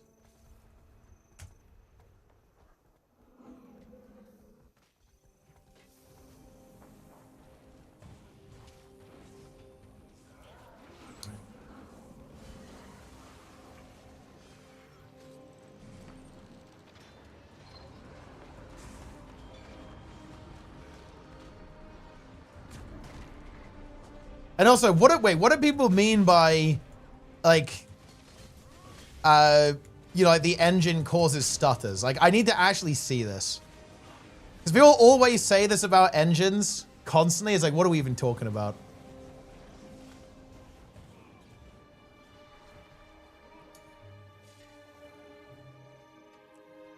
Like, what does this mean? What do people mean when they say this?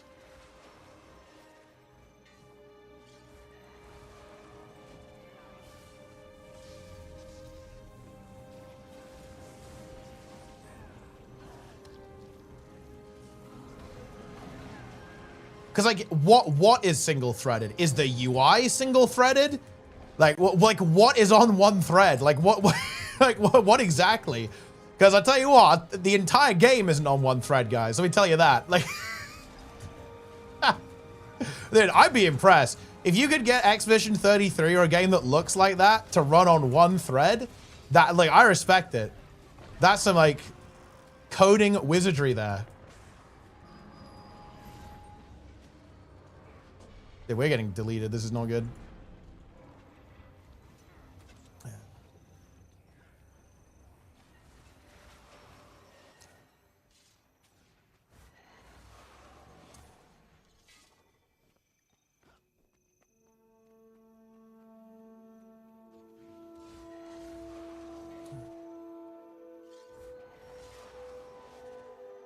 Get me out of here.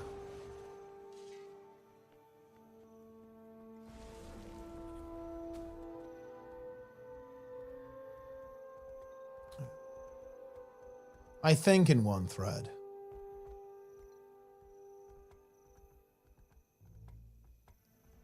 Whenever you load a new chunk, your game freezes for a second. There's no way. I just can't believe that. I cannot believe that to be the case. Because that is such a massive oversight. Why would anyone use an engine that behaves that way? Like, I need to see a video of this. Like, I need to see a video of this happening in like a AAA release of this engine.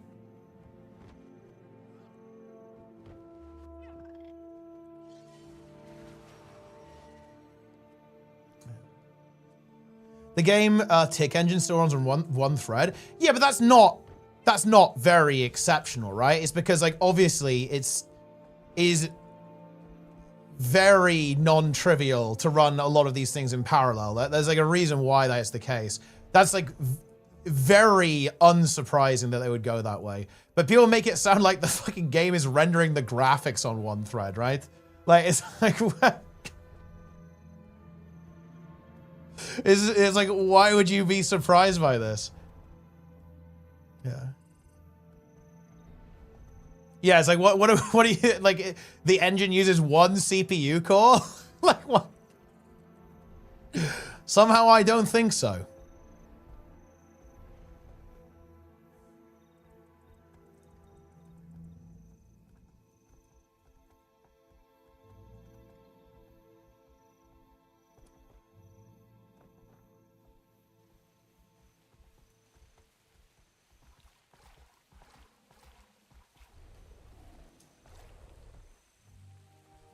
the traversal stutter is common in Unreal Engine games that the devs aren't competent. Yeah, well, I mean, yeah, but again, that's a skill issue, right? Like if it's only happening with a poor implementation of the engine, like why are we blaming the engine?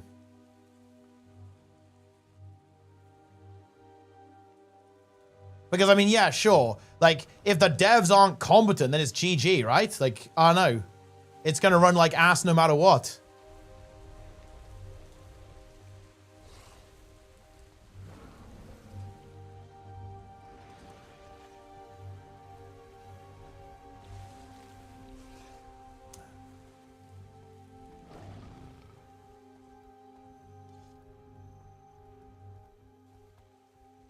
If the game is modern, multi-core, multi-thread, well, it's more like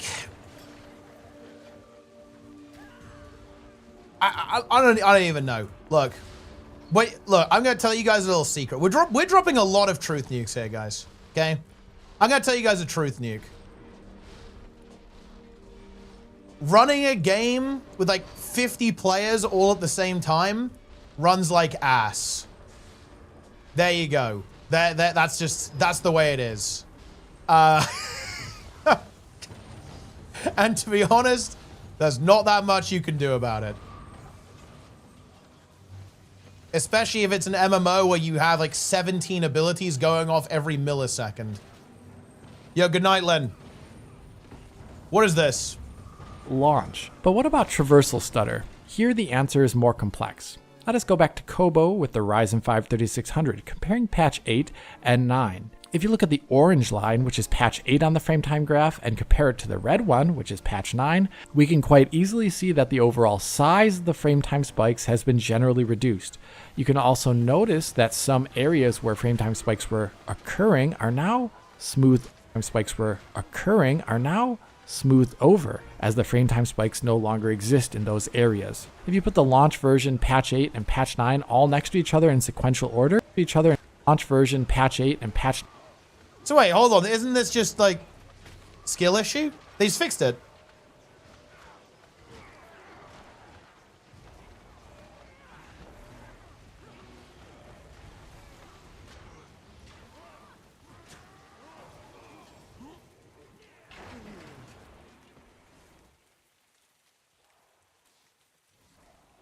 So, in Orange World, they were doing some dog shit, and the frame time was doubling when they were going to a new zone.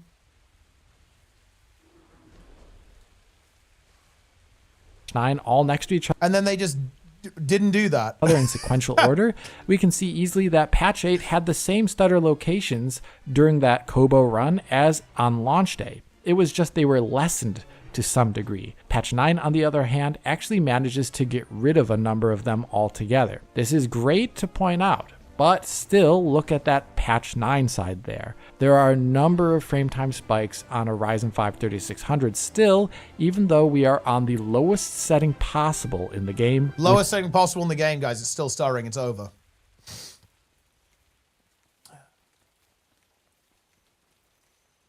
So it just looks like this is something that you just have to be aware of, right? Like you have to understand how the engine loads stuff and then optimize the game around that.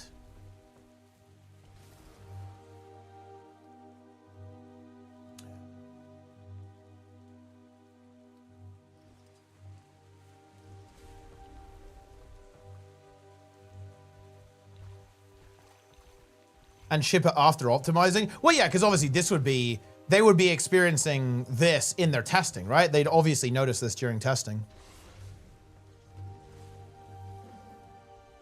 The newest modular performance patch makes you AFK for an hour to load everything, then it runs smoother. Yeah, that makes sense, right? Because it looks like the issue that the game is running into here is that it's having to load new assets, new shaders, new textures, basically. And it's not loading them all at the same time. Let's see the color of your coin. And, well, that's actually very interesting. Does anyone know how this engine handles caching? For example, would you get the same stutter twice? That's actually very interesting. So assuming you did this again, would you run into the same issue? Like how long does it keep the cache around for? Like how big does the cache get before it clears it? Does it ever clear it?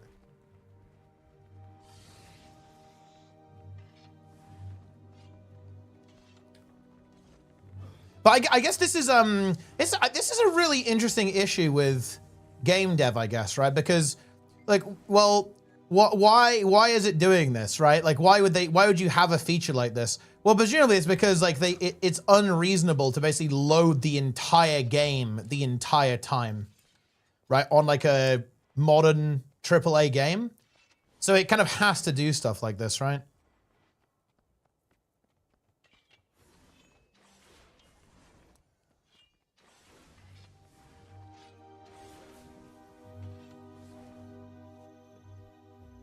I suppose another really big complication. Look, do you know what's really interesting, guys? And dude, this would be so cool to talk to with a dev. Bear in mind, guys, the Guild Wars 2 devs have to think about how can we make sure that this game runs and works on a CPU from 15 years ago. Right? Like, they have to think about that. I think that's kind of interesting, right?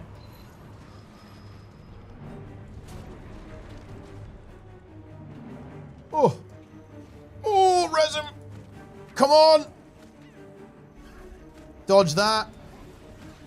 And now we kill.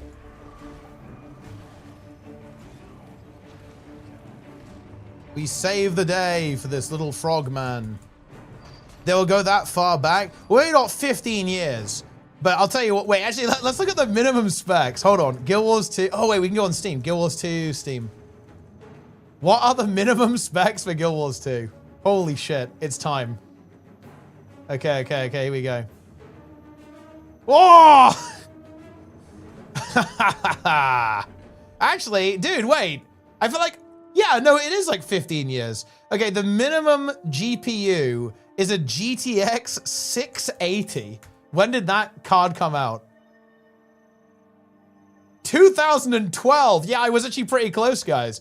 13 years ago was the 600 series. So yeah, ArenaNet actually do have to consider, what if someone is running the game on 8 gigs of RAM? Like, what if someone is running the game on an i3 3.4 gigahertz or an AMD Athlon, like 4-core CPU?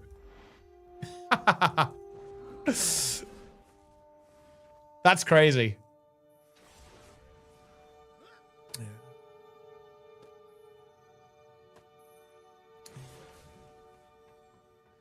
No matter how much you hate ArenaNet is about the only studio you can trust. To be honest, look, I'll go with you, Delta. I'd go one step further. I'd say if I think about game studios who I trust to make something good, there's not that many of them.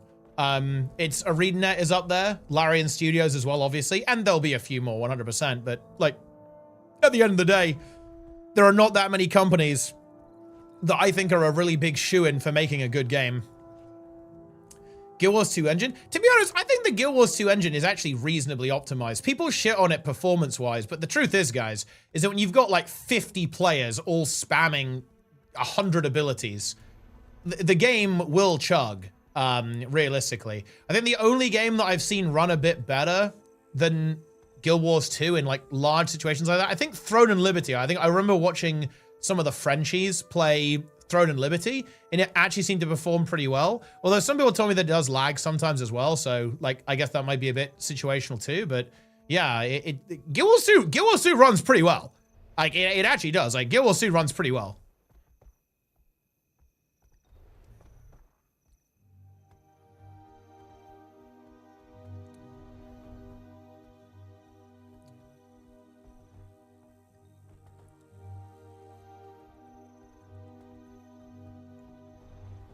If you're trying to run something like that, get a better CPU. True. True, guys. True. In fact, that's what I'm going to tell to the ArenaNet devs. ArenaNet devs, okay? ArenaNet developers. Why don't you guys just buy a better CPU for your server? Why do you guys think of that? Are you trolling? Like, what is this?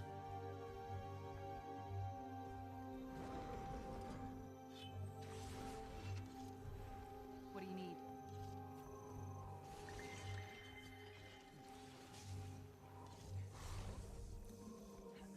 Todd told us to buy a better CPU and people got mad. Todd took the L. And look, he's magnanimous. Did you see that Todd was in a YouTube video? He had to guessing how many trees were in Skyrim, by the way, Jester. They actually got them. They got Todd Howard to make a guess. He made a big guess. He threw the contest deliberately because he's just a nice guy.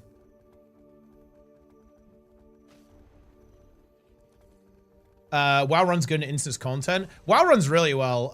Up to about like 60 people. WoW's decent with FPS as well. Like, to be honest, like almost all FPS issues, unironically, are due to add-ons. Like, almost always. People running like horrible add-ons, horrible weak auras. It's like lagging their game. I mean, to be honest, the real magic of Guild Wars 2 is the instancing system. The reason WoW lags is because it lets way too many people be in the same area. Because of the game works a bit differently, right? The game doesn't have the concept of like maps in the same way that Guild Wars 2 does. And that architecture was very smart. Like, you know, you might say, oh, well, why didn't Guild Wars 2 go full open world MMO like WoW? It's very simple. It's because they wanted to have stuff like this. If you go full open world, it actually makes the population management extremely complicated and weirdly jank. Because the problem that you run into in a full open world MMO, when loads of people show up, is that, okay, how do you divide people into different maps? So let's imagine this, guys. Let's imagine that Guild Wars 2 is full open world. 3 squads of 50 players all try and join. How do you divide those? How do you do that? And that's actually a really complicated question. It's really difficult to do that. And it gets more complicated, whereas, okay, well, what do you do after that event is over? Like, how do you then recombine everyone into a map? Because what you need to do is, right, when loads of people come together, you need to spin up more maps. And then when people spread out, you need to unspin those maps. Guild Wars 2 is a very good system for this because it has discrete versions of those maps that are generated and then dissipate over time and like have a very strict sense of fullness. But it's a lot more complicated when the entire world is one big map.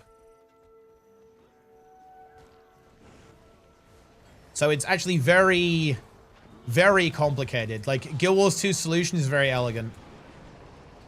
But doing theater, the entire island's a gigalite. Yeah, because there's way too many people there. Because again, like, everyone in Khazalgar, right, is attached to the same map, basically. Which means that when you've got, like, 300 people doing the fucking theater troupe event, the entire game lags. Silvermoon lag, it's going to be unbelievable. The lag will be insane.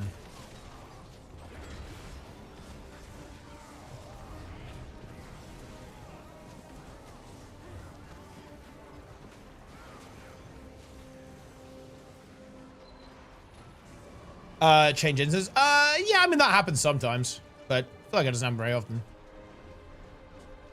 Main a blood elf. I don't go for blood elves, bro. I know you do. You've probably already got your elves ready.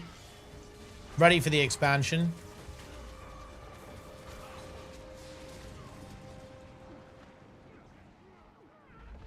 Oh, surely we rally. We do.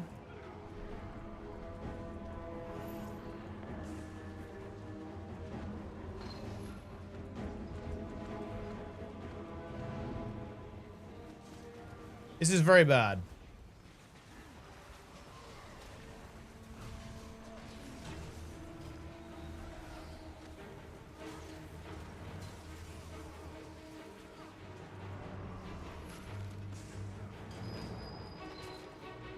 Okay, we got this guy.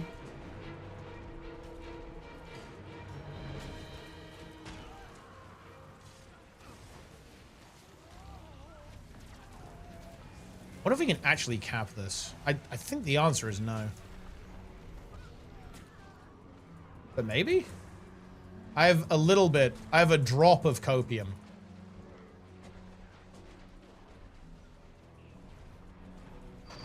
I'm using the hidden tactic of line of sighting here. A highly illegal technique.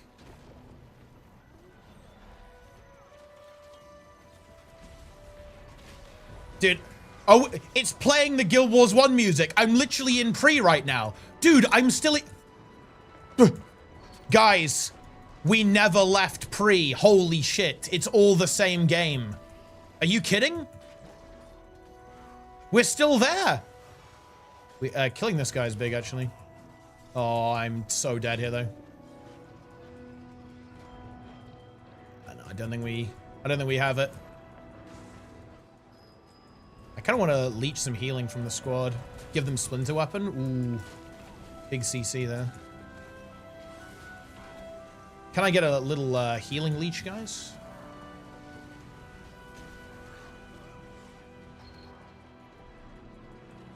Actually pretty close. Like, we almost had this. I think it's not quite going to happen, though.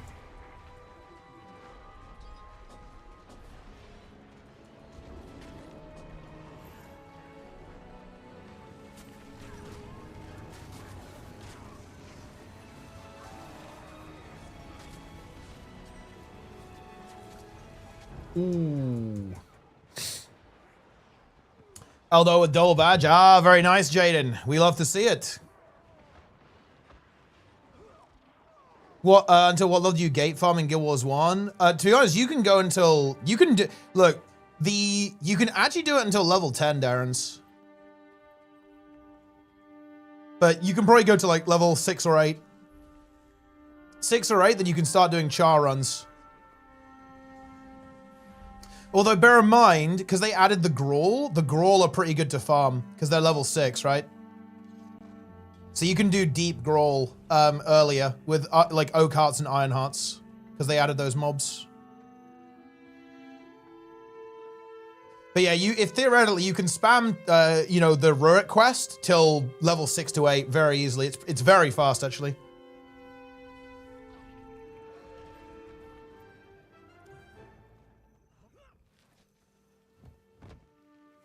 Darren's will make it to level 20.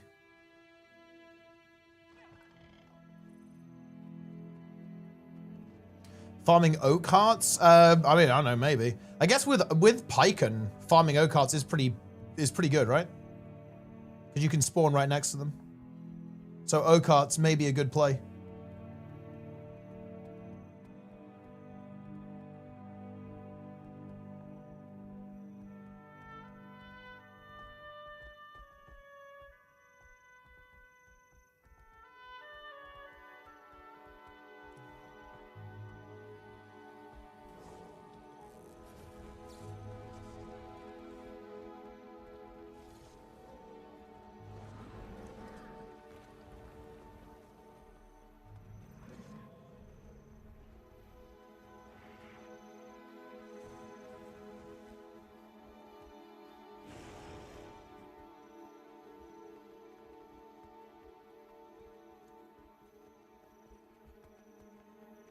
Do the gate enemies get scaled? Nah, it's just a quest.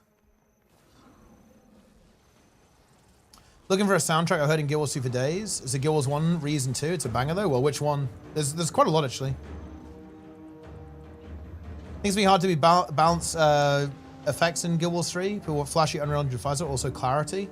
I mean, should be fine. Grawlers could be more efficient than Rurik Farm. I think grinding stuff in Northlands with Pyken is probably pretty good, yeah. The Rurik Farm is very safe though. And like very, very like brain off.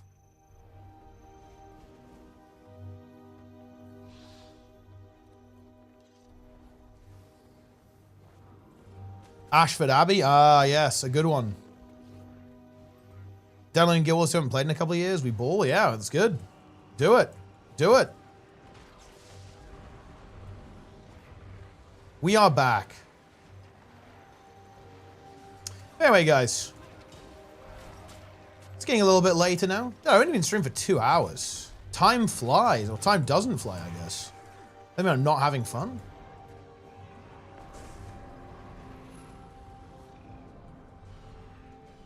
$700 damage.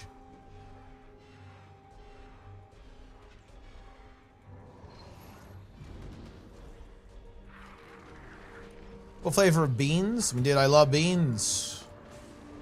You're gonna love beans as well, Jester, and you know why. Ow.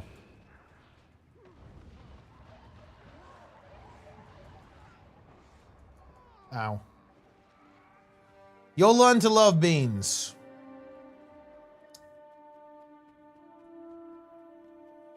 Christmas beans, chocolate beans. I mean, that's a lot of beans.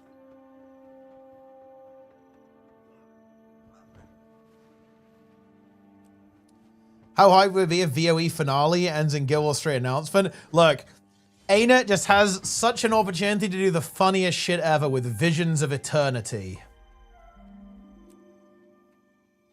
I hope you guys are ready with your, with the Magrest emote. Like, when the final patch drops, and the next studio update after the final patch drops, I am expecting a lot of trees.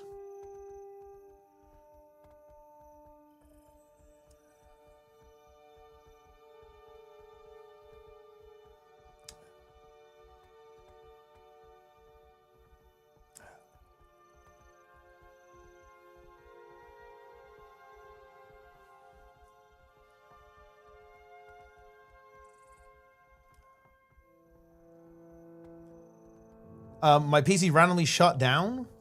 Scared to get back to pre. Yeah, probably fix that first. I can't wait for Darren's video when Guild Wars 3 drops. Dude, wait, you would say your video is going to be, I hate that you were right? That is a lie. Why you're not going to make that video, Darren's, because that video would be misinformation.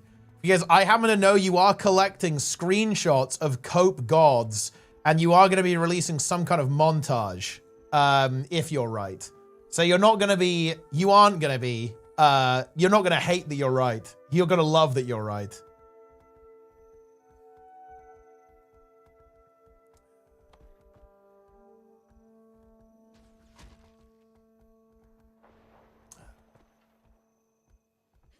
Well, they're not shutting down fucking Guild Wars 2 though, right?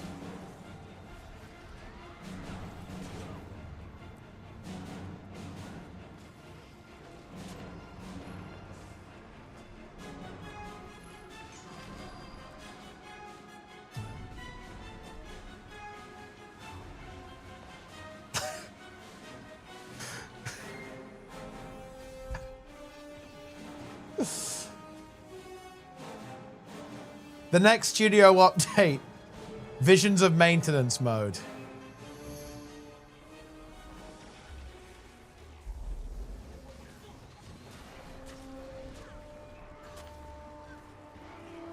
Guild Wars 2 is going into maintenance.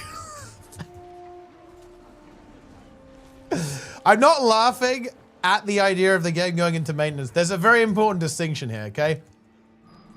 That's not a funny idea to me, guys. It's a mournful, sorrowful idea. But I am laughing at how people are going to react to that.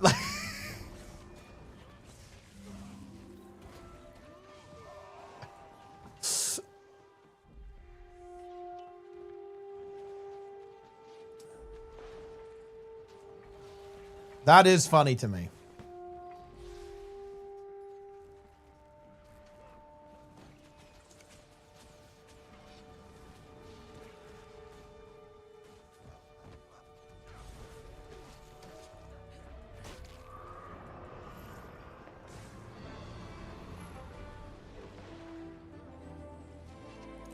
Oh, nice.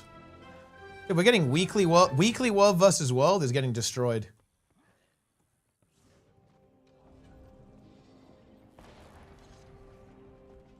There'll be a great mental toll. It's gonna be like a Chaos Space Marine moment. It is as though 1,000 mouths cry out in pain.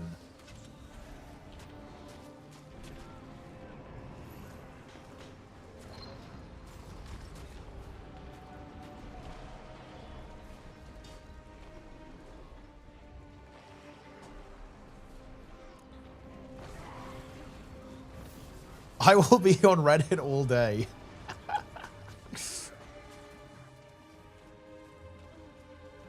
Yeah, it's true.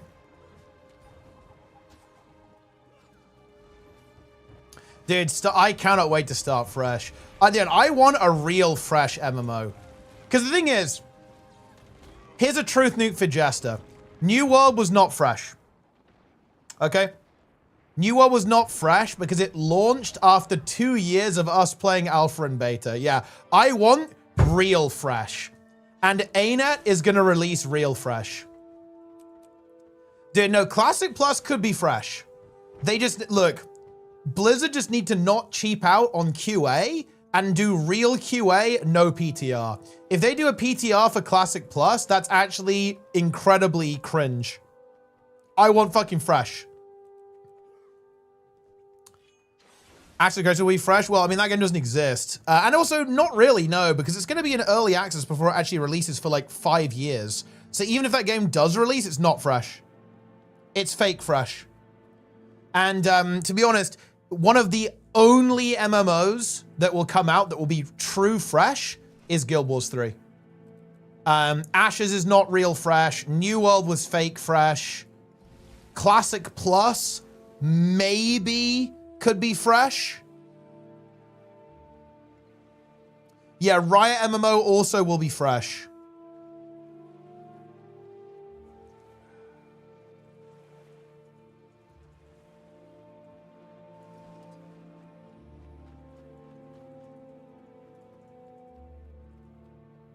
Whose death was more disappointing, Saofang or Rurik? I think Ruik's death was fine, no? Especially because I actually think that him coming back is also a bit of a nifty surprise as well. Like the Lich raising him as an undead. I think that was fine.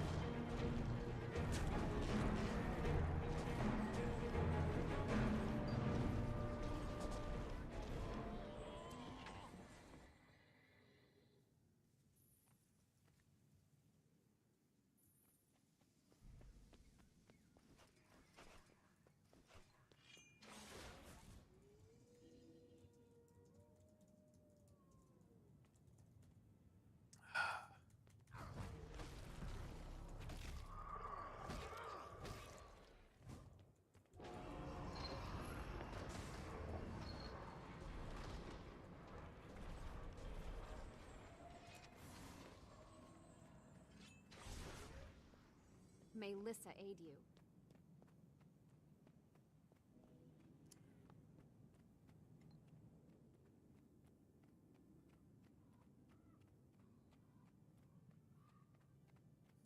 Riot devs, they hope they can deliver it before 2030. Yeah, that sounds pretty ambitious, to be honest. Sounds ambitious.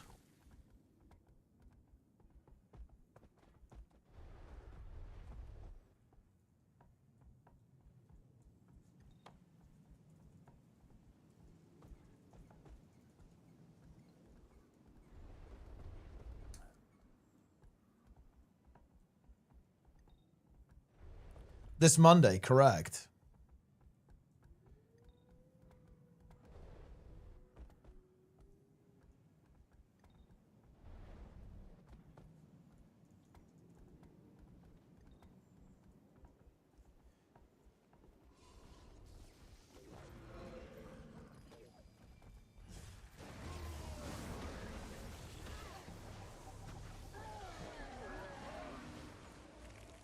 I have no interest in GTA. Wow.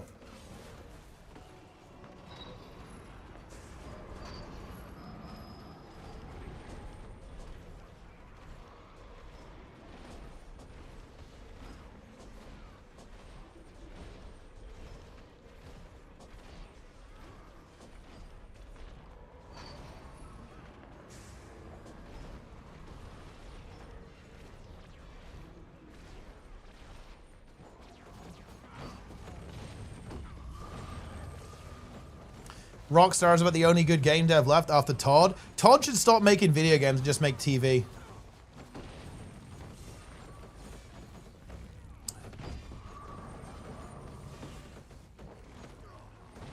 Although, what's interesting, what do you what do you think they're gonna do if they make another Fallout Jester? Because now they have to contend with the series as well. Because I imagine they probably do want to do Fallout 5, right? Or, well, another game in the series of Fallout at some point. But they're also gonna have to deal with the fact that the series is gonna be almost like running in parallel to it, which is kind of interesting.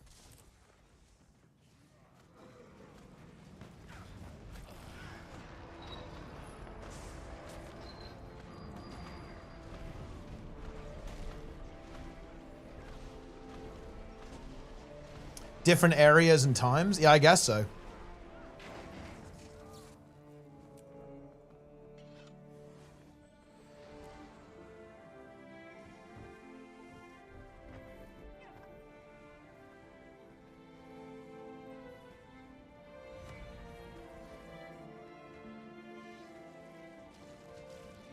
Dude, a boba. That reminds me, I need to add the...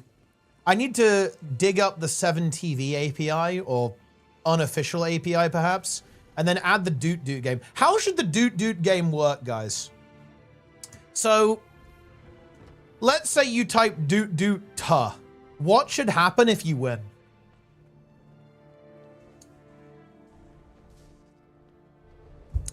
Should it disable... Okay, so if you win should it disable the other cat emotes? So in other words, if wins, is gone. And yeah. But then if wins, is gone.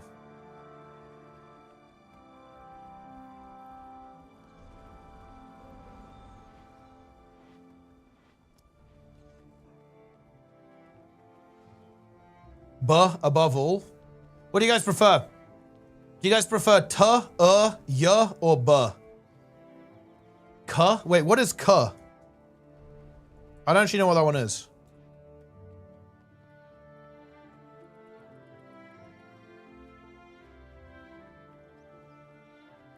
This one is mediocre at best. It's nothing compared to Red Knight 972 Prime, nice.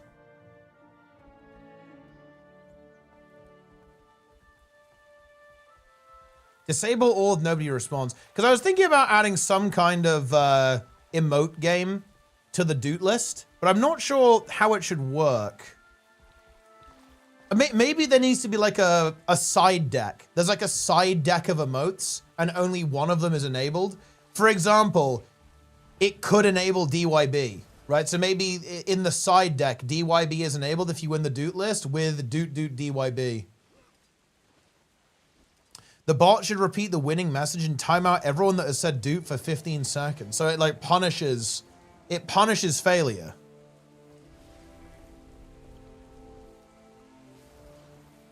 Okay. Why does the Doot bot fire so quickly sometimes? Wait, what do you mean? What do you mean by it fires so quickly?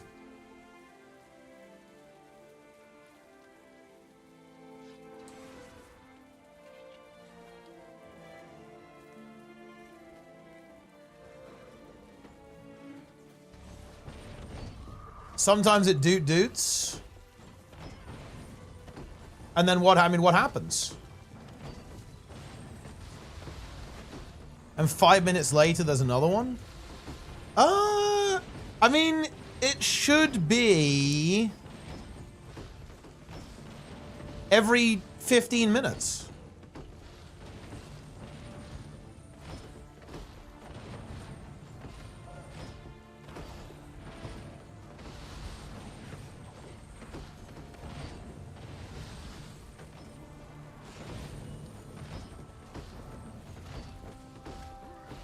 So it shouldn't, yeah, I mean, I don't know, it's not a particularly complicated piece of code. It just sends, I have a list of messages, and it sends them every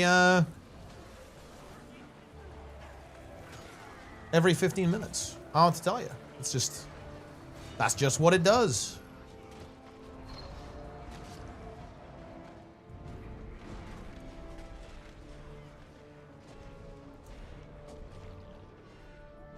If you win with Doot Doot Cock, all the other Dooters must eat cock. Wait, did Nudie ever eat cock? Because didn't Nudie say if EU wins Motor 1, he'd eat cock? And then he didn't eat cock? When he said, yeah, I mean, EU obviously won. And then there was no cock eating.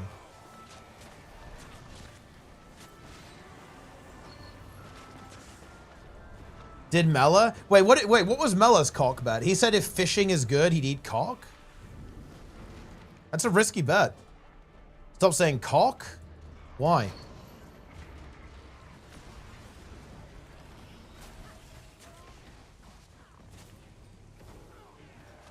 Big Crunch. I delivered Big Crunch, Jester, and you know that. Deep down, you know that Big Crunch was enabled.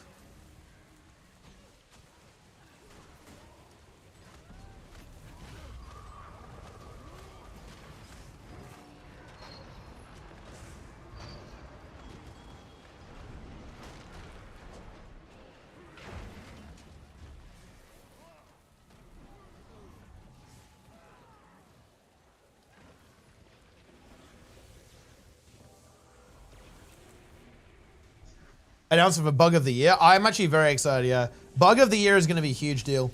There's a lot of strong contenders. Do we know the nominations yet?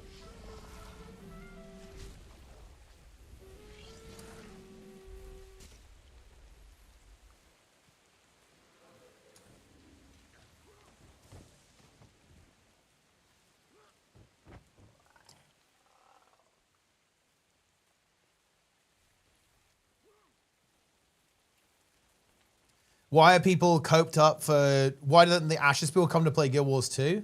Because, to be honest, a lot of the Ashes people want a hardcore PvP experience.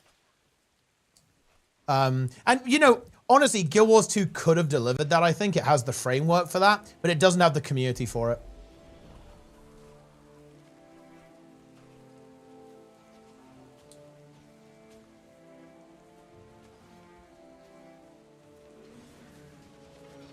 Yeah, I don't think going there is the... They're literally invuln.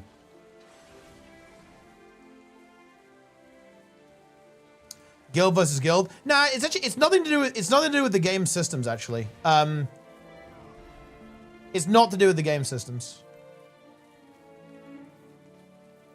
It's everything to do with culture and community. There's no I don't know. It's like I don't even know. Dude, it's Christmas. I don't want to talk about this, but realistically, Guild Wars 2 is just, it's sedate, right? It's very, there are not a lot of people who take this game seriously. And this is kind of one of those things where it's momentum based, right? Like, people take the game seriously because people take the game seriously. If people stop taking the game seriously, then nobody takes the game seriously.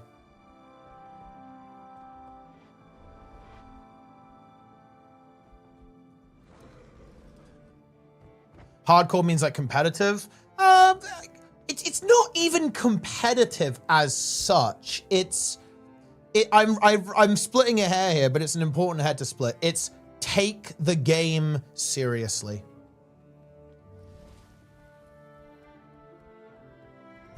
What is this? What? Wait, why would you even... What was the motive here, Nike? You posted AI pics of himself beating up Santa? Huh? Why?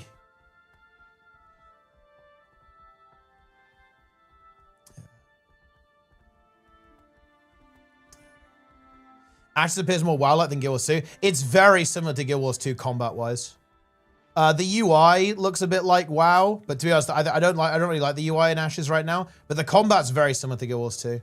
It's like a combination of Guild Wars 2 and New World.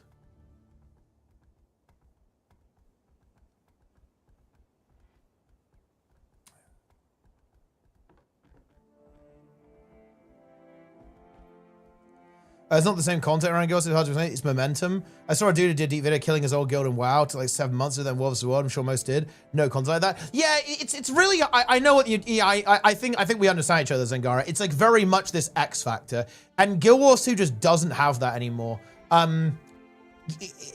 It's the essence, right? Like the essence of caring has kind of evaporated. I think it's one of the principal reasons why I don't want to go in a 3 direction. It's because there's too much water under the bridge with Guild Wars 2. Like, people just don't feel that way about the game anymore, right? They just don't.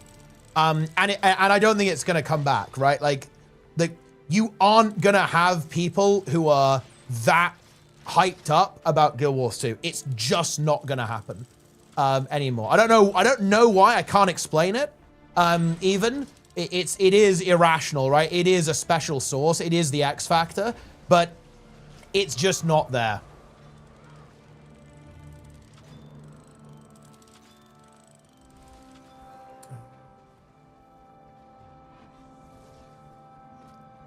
Every content guy talks about PvP being dead. Just play if you like and stop talking. No one is learning something new. Well, I mean, what are you supposed to do though? If someone asks me, yo, Teapot, is Guild Wars 2 PvP in a good spot? Should I just like ignore them?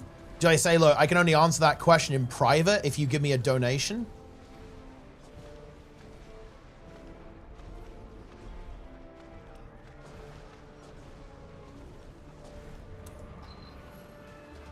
Because the correct answer to that question is that, yeah, PvP population is not great. Is the game still fun to play? Absolutely. Like, is it worth giving it a go? 100%. But I'm not just gonna, like, tell people that, oh yeah, Guild Wars 2 PvP is thriving. It's just not true.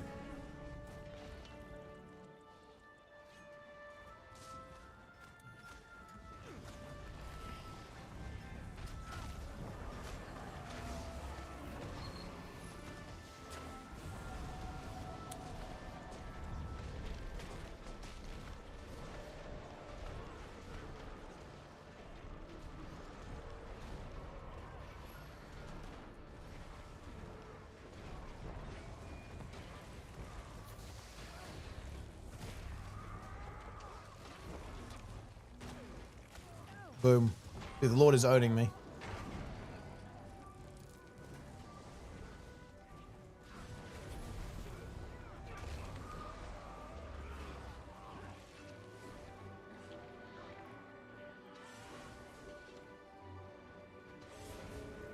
People like fresh things. Guild Wars 2 is no longer fresh. Yeah. It's definitely kind of true, yeah.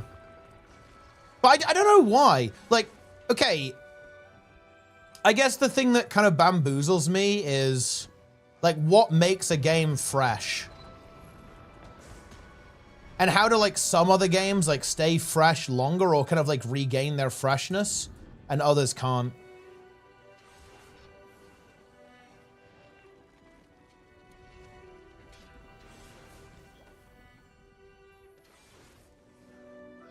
I think that sentiment is just around the name Guild Wars. I'm not actually totally sure about that. I'm pretty sure ArenaNet is a well-respected and known studio. I think Guild Wars 3, exactly what Nike says here. I think Guild Wars 3 will be one of the biggest launches of the year. It just in the industry, like not even just within the MMO space, but in the industry.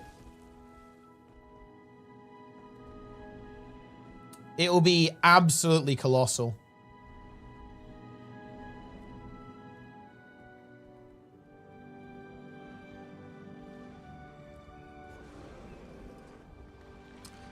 I don't think it's. I think it's a bit more. I think it's a little bit more complicated than game progression. I don't know. I really don't know. Help me out here, guys. Like, what is going on here? It's more complicated than that. Like, because bear in mind, guys, when I played World vs. World, dude, people cared so much, and there were no rewards. There was no World vs. World legendary armor. There were no titles. There was no anything, right? The game was insanely bare bones with rewards. Like, rewards in World vs. World were genuinely garbage, right? Like, when I was playing at my peak, there were no pips. Like, this didn't exist, right? When I was playing. Until, yeah, this only kicked in, like, relatively late into when I was playing. But people cared so much about the game. How many of those for fun players still play? Well, that's the thing. Almost none of them. Like almost none. They all kind of fell off in Path of Fire, actually. Like Path of Fire was like the big fall off for my lot.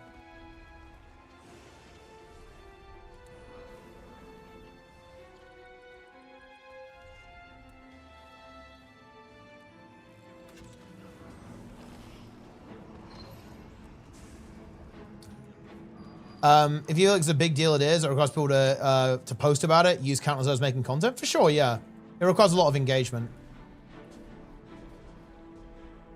Stack Blackline booster XP, though, to farm was it? Hell yeah. That's what I'm talking about. That was good.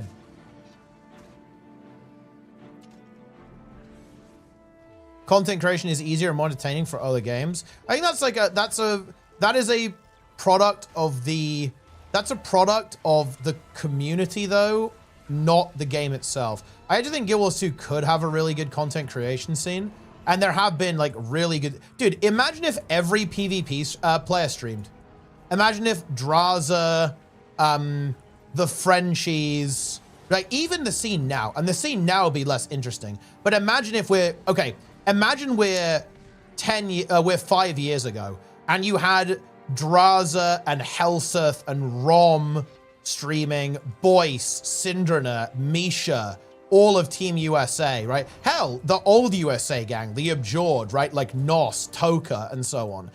Just think of the fucking content. Like, if you had that, that would be insane. Imagine tuning in to, like, daily Guild Wars 2 ranked PvP, and you just have, like, insane players, like, screaming at each other and going berserk daily, right? Like, the game is fine. Like, you can make content in Guild Wars 2. It's not hard. It's just that you don't have the people who do that, right? You know what I'm saying?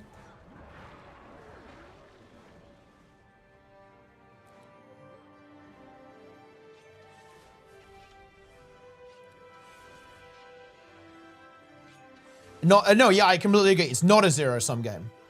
View count in MMOs is not a zero-sum game. It's very much like, it's a force multiplier. The more people are in the scene, the bigger the scene is, the better. Everyone wins.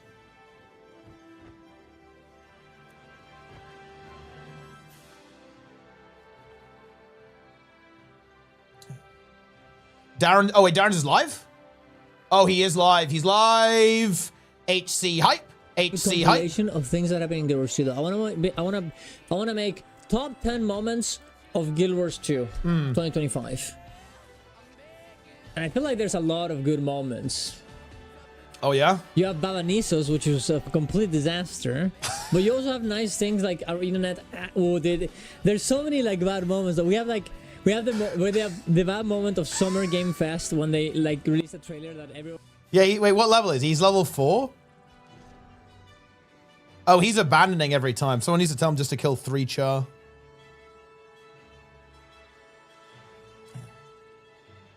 Do you think Guild Wars 2 PB because I thought it was simplified and made its own standalone game? Maybe actually, but I think it could have done well in an MMO too. Embed exposed Guild Wars 2 on Twitch. Well, yeah, obviously. Dude, the Embed nuke, what, sucked 400 viewers out of Twitch? Because the embeds were adding 200, 300 viewers, and there were a couple of streamers using the embeds. So yeah, the embed nuke, like, absolutely it did, like, reduce the numbers quite a bit.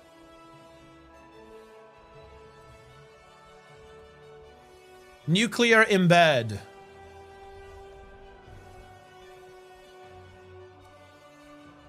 Darren's died again. No, he hasn't died again. He just started grinding on HC. He died on his level 15 though, yeah. But no, I don't think that Guild Wars 2 content creation was DOA. It's just that, look, if I'm gonna be honest, if we want to know, okay, why is it that like Guild Wars 2 isn't attracting like people who are super hyped up and super energized about the game? To us, I just think that the simple answer is I don't think the game is marketed towards those people. Like, the question is, guys, am I the target audience for Guild Wars 2? Absolutely not. Like, that's the reality, right? Is that I am fighting against the tide here. Like, the fact that I'm live in Guild Wars 2 is an anomaly. I'm a bug, right? I'm not a feature for Guild Wars 2. Like, I've often said this, and I hold to this. I feel like a relic. I feel like a relic of the past, like an ancient artifact, like long outside of its time. No grind? No. It's not about that. It's not about that. It's all about marketing and it's all about culture. It's nothing to do with grind. Bear in mind, the most engagement Guild Wars 2 has been with PvE competitive tournaments. It has been huge in the community. The most popular community event of all time was Elitist Raiding Party 3. There were 17,000 people watching Elitist Raiding Party 3 Grand Finals. Now, to be fair, about half of those were from the Twitch front page. So it was, in terms of the people that we had watching in the community, the real number is around 8,000, maybe a bit lower than that, actually. It might be more like 6,000 to 7,000, and, you know, 8,000 to 10,000 were from the front page, because front page is really, really good. But it was very popular. Like, you can do this. It's just that the game is not attractive to people who like that stuff, right?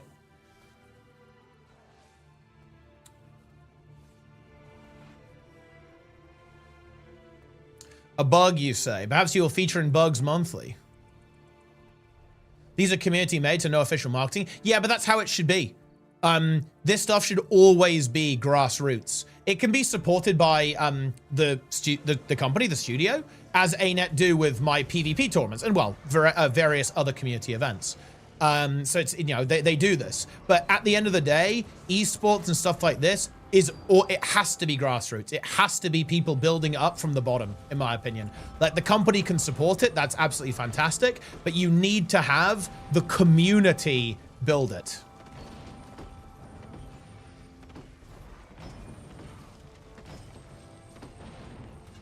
Nothing makes Guild Wars 2 great? No, I'm going to push back on that. Guild Wars 2 is an excellent game. It is, you know, one of the best games that I've ever played for sure. And it is an excellent game to this day. It's not perfect, as no game is, but it's still very, very good.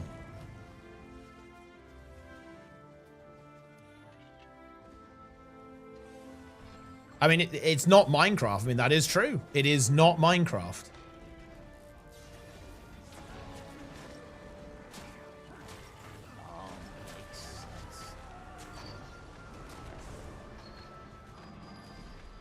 His opinion on games is invalid. Dude, you probably have... Your alarm clock, okay, is probably Todd Howard saying 16 times the restfulness, okay? Your opinion means nothing.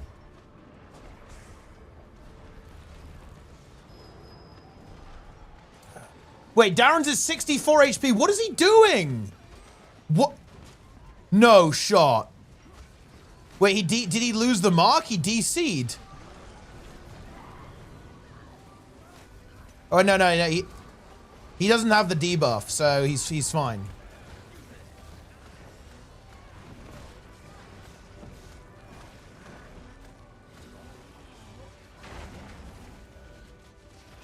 His internet went down. Wait, is he down, guys? No, he's not down. Still playing ranked? I will, yeah. I'm sorting out my schedule, coming up with a plan, and to be honest, I have a couple of things that I need to do. I need to finish off my plan for what we're doing in the next tier of WoW. I'm also sorting my taxes right now as well, guys, which is a lot of fun. I'm sure everyone's having fun with that right now. And, oh, I've got one more other thing I need to do. What's the other thing I need to do? I should remember, but I've got like a couple of tasks that I have to do before I start thinking about what I want to do on stream and like committing to actually tryharding. Darren's UI. I'm not the biggest fan of Darren's UI, but I mean, you know, look, you know, it's, if it works, it works.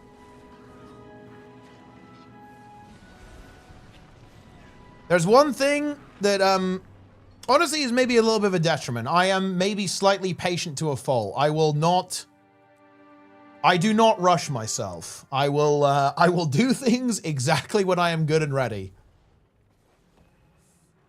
And not a millisecond before.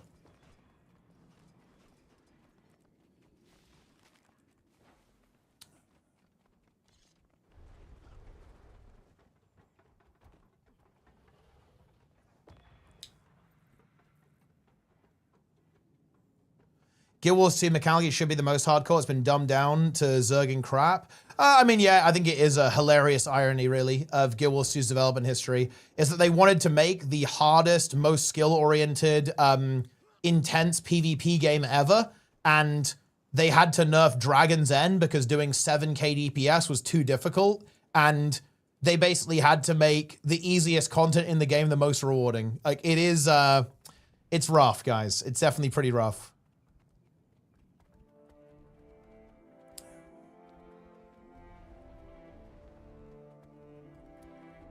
Look, guys, I'm gonna be honest. Oh dear. Look, I have to be this guy because I am that guy. But guys, have you noticed? Where are the streamers gone?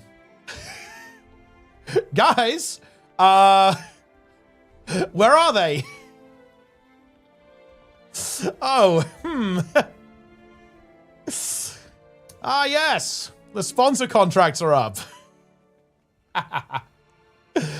Oh man, every time people cope so fucking hard. Like, oh man, it's a little bit fucking cringe, but look, it is what it is, I guess. They've gone back, guys. They've left us. They've left us again. Abandoned, alone in the cold. Deaxon? Dude, if Deaxon came back, Guild Wars 2 would be the most played MMO in 2026.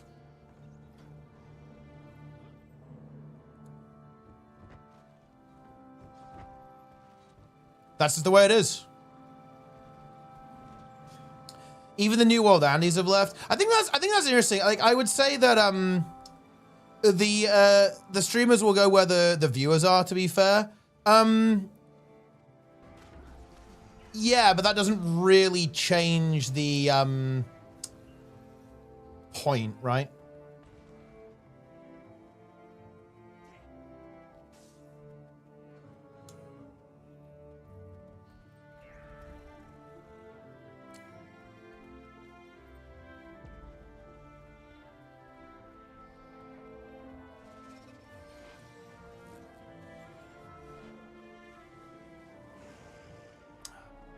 Yeah, the New World Andes have gone. What's up with that? Did 2 Mystic Coins? We're looking good.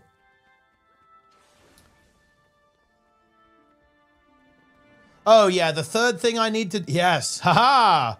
Yeah, the third thing I have to do is sort out the motor prize pool. Ooh, that's going to be fun.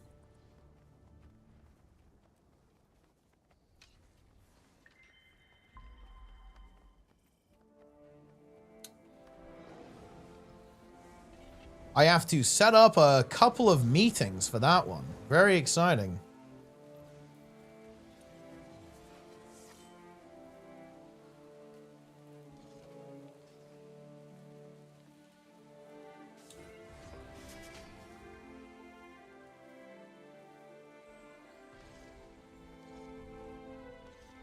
Eve is unplayable.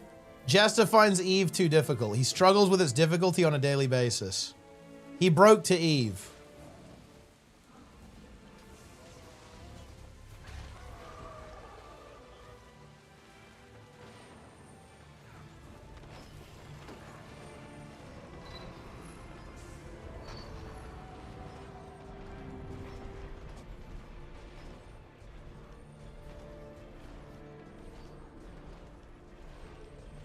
Well, I think a lot of them are playing ASC right now, to be fair.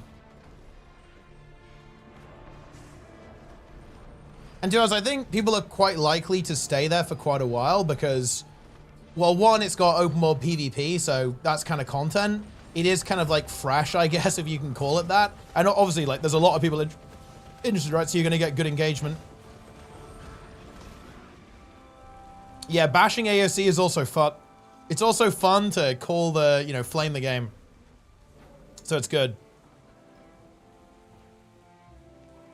AOC won't end well? Well, like, I think it won't start well.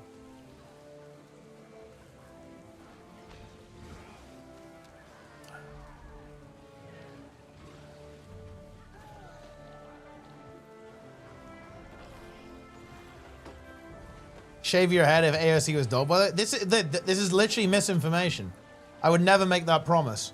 Is Darren's dead yet? I need to go. Maybe I should just do it. Maybe just do it. I'm just gonna do it. I just don't even care. I'm doing it. What's he doing? I'm going. I don't care. What's he doing? I'm going. I don't care. I'm going on my own to the Northlands. Level 5. Bold high road. He just wants the 50 stream streak. That's crazy. Where is he going? That is a crazy stream streak. What do you think about the fact that I died road? What do you think? Is he getting out of pre? But you know what? Yeah, Mice, what level are you, bro? You level 18 yet or what? I didn't even give up. Because I'm such a fucking Chad. Holy shit. The fire, look at him. Holy shit. The fire imp. Giga Chad. Is he broken? He sounds broken, guys. Oh shit, I need to open the door again, son. We call the O cards. We can do the O cards, guys. You should have roach. The roach is always one. I wanted to roach. I didn't react fast enough, brother. Dude, I need to get I Toolbox. did not Wait, react fast enough. I was panicking. everyone needs to install Toolbox so you can panicking. use It the was roach horrible. button. You can literally have a roach I will, keybind. I'm telling oh, Darren's shit. about this. No. Darren's I will do bro. Get I will do it next time, Toolbox. maybe, You hopefully. can bind a key to port Dude, Karen's to playing nearest Warhammer. town. Instant What? roach Get button. Toolbox? Wait, why? What's up with Toolbox? You can bind a key to port to nearest town. Instant roach button. But can't you just Alt F4, bro? You can just Alt F4. No! Isn't that the same thing? No! Oh shit. No, that's the same as DC. You stay I feel like in it's the the same thing, world. brother. Alt F4 equals instant Wait. death. The door. Fuck, I got distracted. That doesn't work, No, guys. It's same as DC. You stay in the world. I don't think it does, bro. I tested it. Look at this. I don't think you. There's I no don't think you difference, can Alt bro, but, F4, like, guys. maybe in- I don't look, think you look, can. Look at this. Look at this. I don't think you can, bro. Look at this. Wait, can you So Alt we're gonna F4? watch- I don't we're think you gonna react can. To myself. I do not believe that you can. Okay, we're gonna react to myself.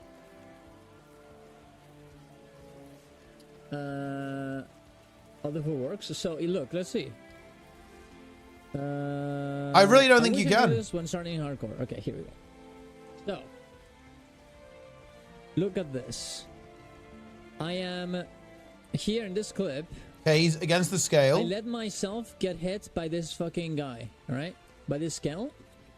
Right, to 10 health. 10 health, and I ulted 4, and I came back, and I was alive. Wait, I literally was what? alive. Look. I'm not sure if you can. I don't. I'm. How do you There's explain no. that, brother? I don't think that works.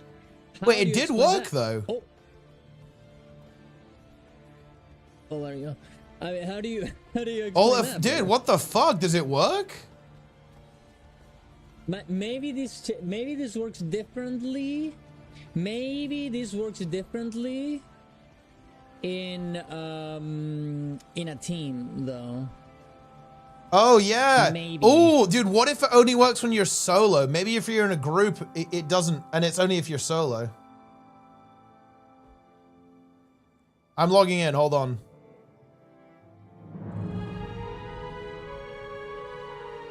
I'm logging on. I'm logging on a non-relevant character in case you guys fucking troll me somehow.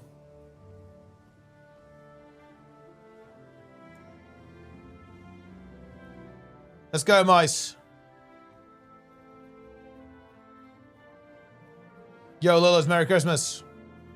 Easy indeed. Log in, Mice. Bug of the month. Where are you at, bug of the month? All right, we're checking. Mice is going to Alt F4.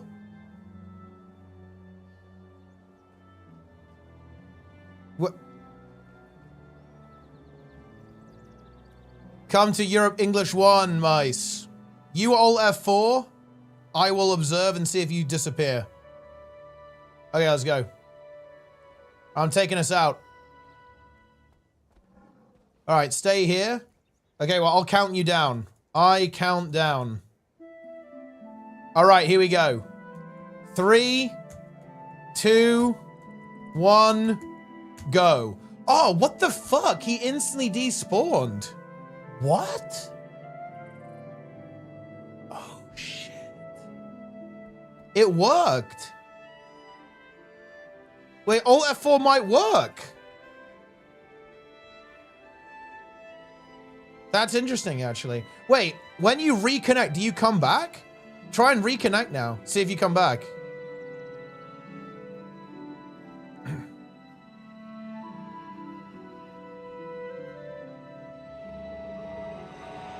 You're in the city. Whoa. Dude, I really thought that didn't work. I really thought that didn't work, actually. That's very interesting.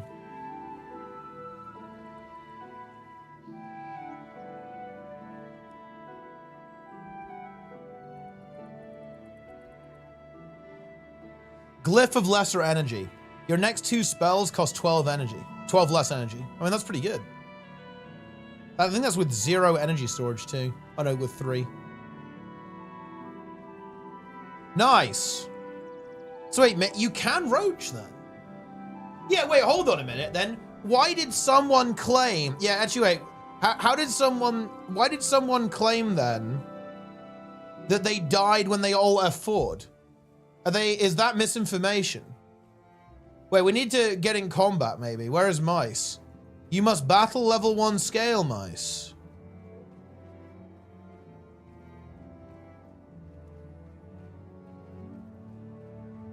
Have no fear, I will save you. I will not allow you to die to the scale. It's an HC play. Ooh, level 19 HC, nice. Okay, yeah, we have a new test candidate. Bugs Monthly. Okay, let's go. Bugs Monthly is gonna fight level 1 scale.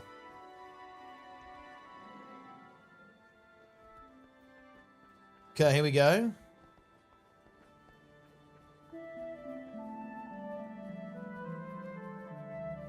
Is this character HC? Oh, this guy is HC, actually. HC hype, HC hype, HC hype, HC hype.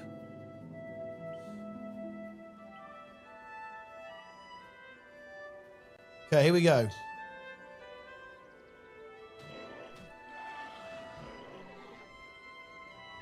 Well, I mean, just don't hit it. Oh, wait, did he all have 4? Oh wait, well no, just fight the scale. Just only hit it once. Hit the scale once.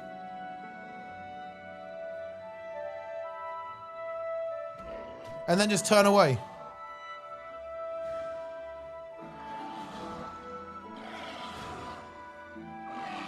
Okay, here we go, All right, 3, 2, 1. Dude, he's out. He's out, he roached. He roached.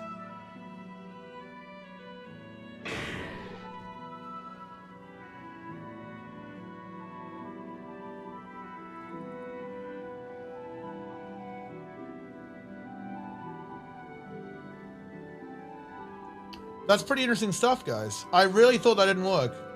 But now we know that you can all of 4. Have the name again. We're in Guild Wars 1 right now, but we're also playing Guild Wars 2. Yeah, the water does look pretty nice.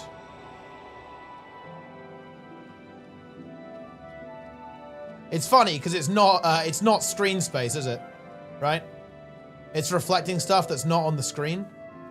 That's pretty nifty tech for back in the day, right, guys?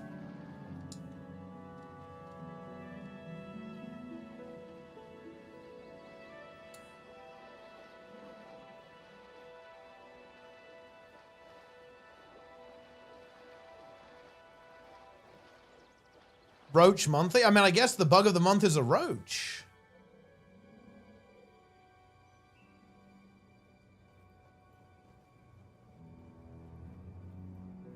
Well, that's pretty interesting. That is interesting stuff, guys. Half of that gold is yours. Dude, you're not getting anything. Man, I never ship these cupcakes to the mainland. Oh, dude, look. This is what you hate to see, guys. How am I... Look at this item, guys. Defensive Holy Staff of the Necromancer. Halves casting time of healing prayers. Halves recharge 20%. Soul Reaping 5. Oh my god, bro. Ah.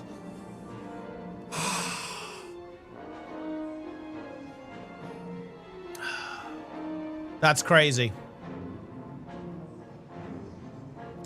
Either lag killing people. Well, to be honest, it just sounds like people are not recalling what happened. They're trying to get out too soon.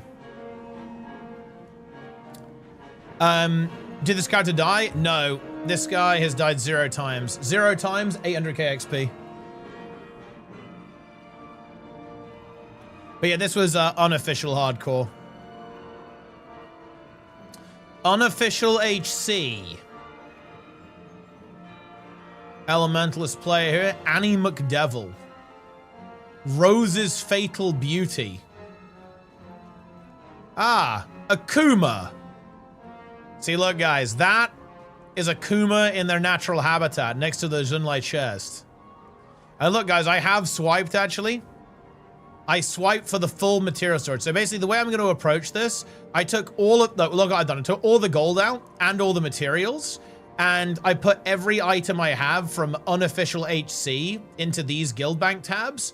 And I'm going to use only these ones, right? So all of these are reserved for official HC and anniversary storage. And then I'll use material storage.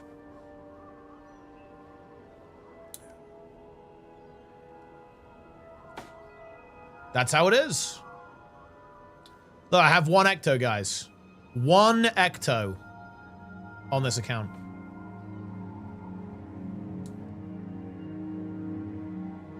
Let's see, what else did I get? Do I have any good items?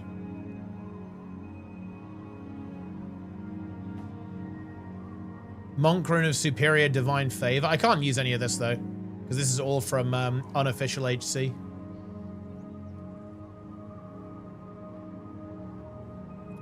Ah, yes. Milus's Eye, Milus's Pillar. We got that from doing 2 more Primeval Kings. Pretty exciting.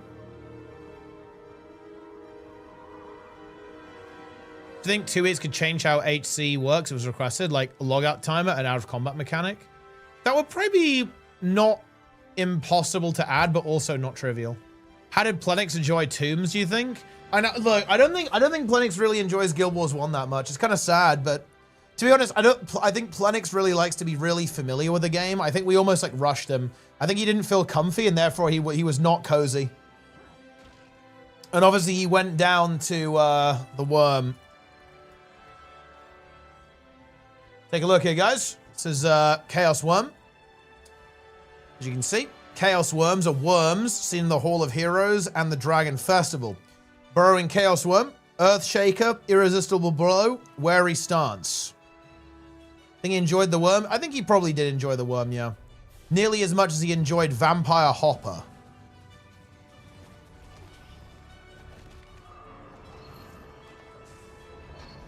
No dodge left here.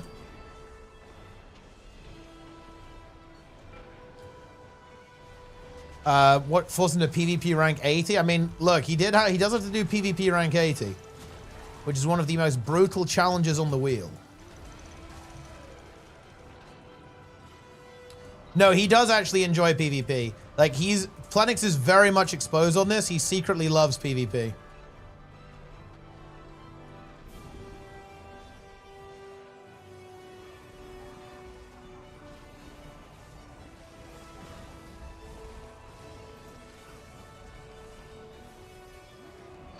Does he? He actually kind of does. He kind of does. Like, he has volunteered to play daily AT multiple times. I successfully duo queued with him in push as well. He is secretly into PvP. The problem is, okay, basically Plenix is too sweaty. He basically has said that Like the reason he's not into it is because he wants to try hard so much, and he'd basically get too mad. He'd start crashing out because it would be, you know, it wouldn't be try hard enough. That's basically what he said.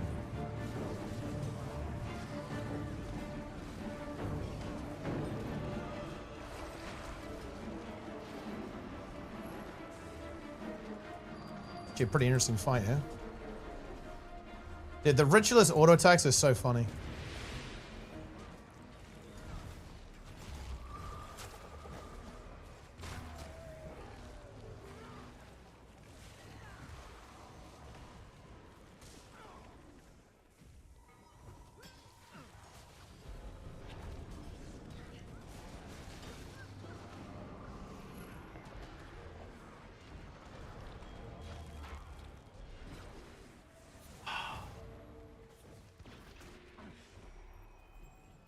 What made you get into the game? Because you do seem different, like you have a WoW feel to you. I mean, well, I don't know, I just started playing. And the game was very different. The game was a lot more... The game was a lot more serious when I started playing. Especially in HOT.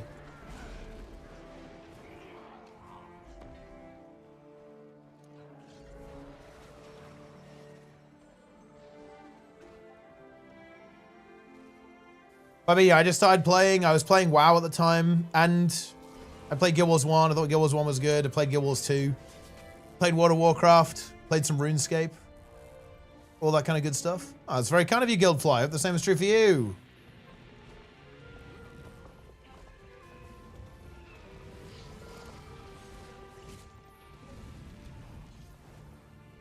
Is Darren's dead yet? But what is he doing? Is Darren... What is this gameplay?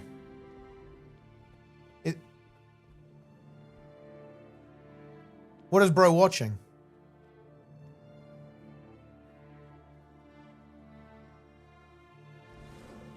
Yeah, no, I played a bunch of stuff. Yo, Roy. Merry Christmas, dude. Roy, when are you streaming hardcore? Because, of course, I'm aware that you have, you know, you died in HC. When are you streaming? Why don't you should stream hardcore on the official Guild Wars 2 channel. How about that?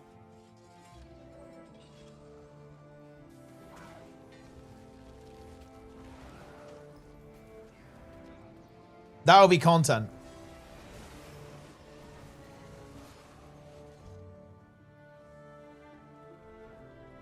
That would indeed be a log-in scenario.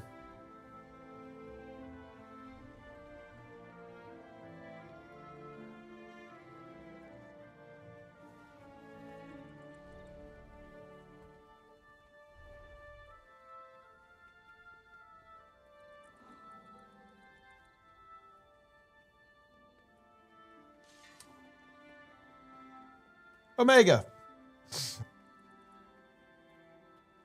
Is there an official Guild Wars 1 channel? It's they just use the same one. When do we have HC on Guild Wars 2? That would be kind of cool, to be honest, but I'm not sure if it wouldn't be quite as good. Guild Wars 1 Hardcore is very good, I think. I'm looking forward to playing all the content. I'm gonna have to actually do some, I'm gonna have to try hard streaming a little bit because I haven't really done like proper stream content for like honestly 2 years. We're gonna have to get back to doing like actual good streams. We've been a little bit out of the loop, to be completely honest with you. So we're gonna have to manage a bunch of stuff.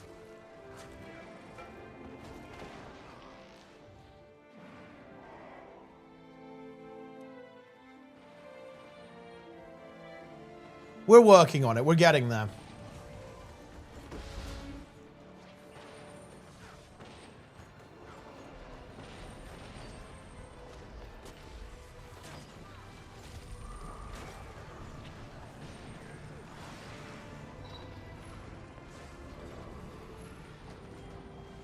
Menu pre-season character, then they put the Sewer Doom badge on it while they already grind up to 16. Wait, what? Oh, I mean, that sounds like a bug, to be fair. But look, if you want to get rid of the badge, just die. Easy. But that's crazy, actually. Wait, how did that happen? So wait, how did it, how did that happen? You just logged in and you got the badge on a level 16 character?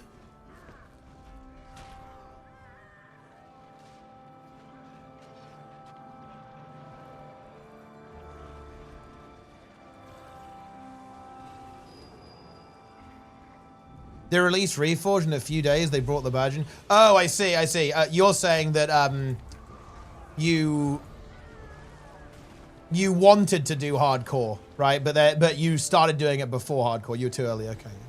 I got confused slightly with how you worded your message. I was bamboozled.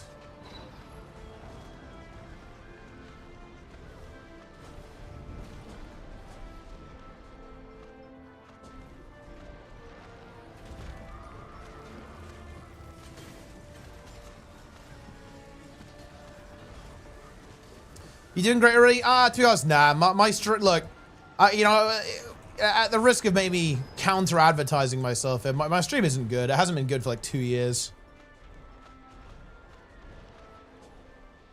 But I'm working on that.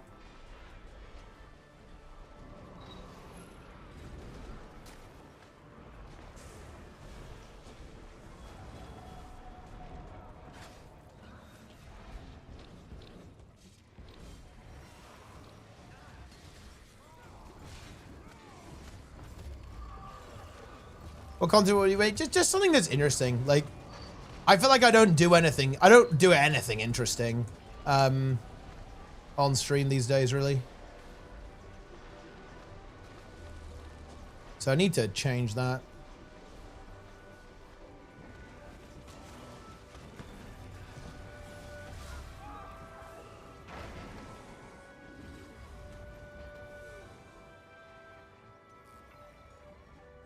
Working on 3 years? Look, I am nothing if not persistent and patient.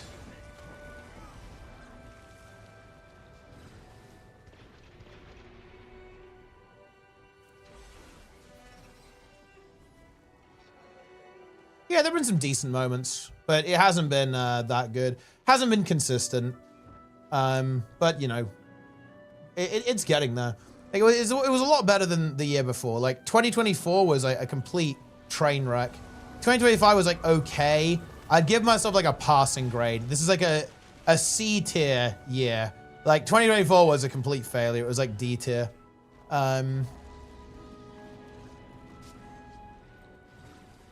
But 2026, it's going to be good. What is the issue? It's a long story. It is a long story. Can't wait to see it. Yeah, you better. You better be raring to go.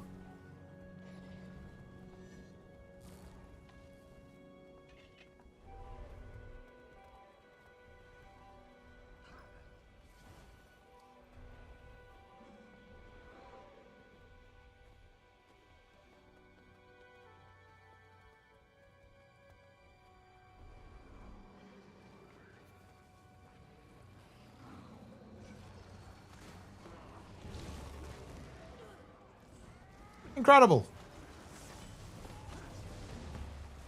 I got Roy to hijack Guild Wars 2 switch up a hardcore Guild Wars 1. I mean, that would be a good YouTube video, yeah. Content monster. I mean, there's honestly loads of good content I could do right now. I just don't. I just choose not to. But the key is to choose to do it. But I need to be a better version of myself in order to do that.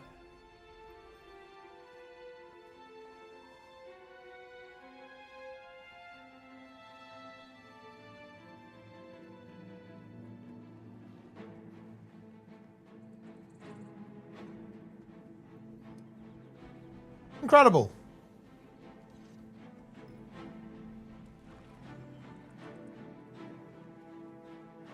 Doomfield. I like the name. That's the prime.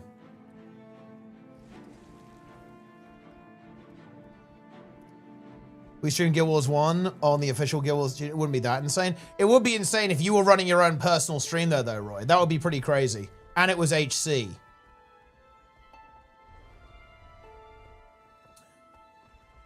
And while you're at it, You enabled frog emotes on 7TV in the official Guild Wars 2 channel.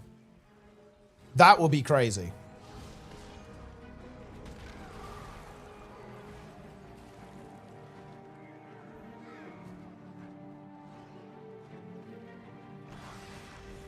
You better be ready though, Roy. We need you.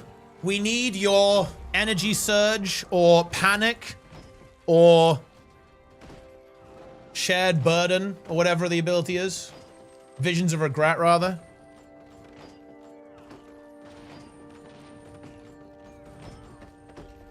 That is what we need. Level 13. Ooh, nice. Boss run. Yeah, get ready for the... Wait, are you gonna do Hamnet, Roy? Because I guess you can't do tape for a while now. So it has to be Hamnet.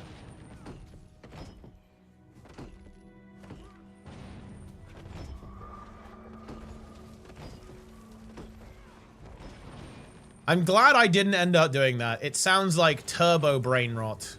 Then again, some people like that.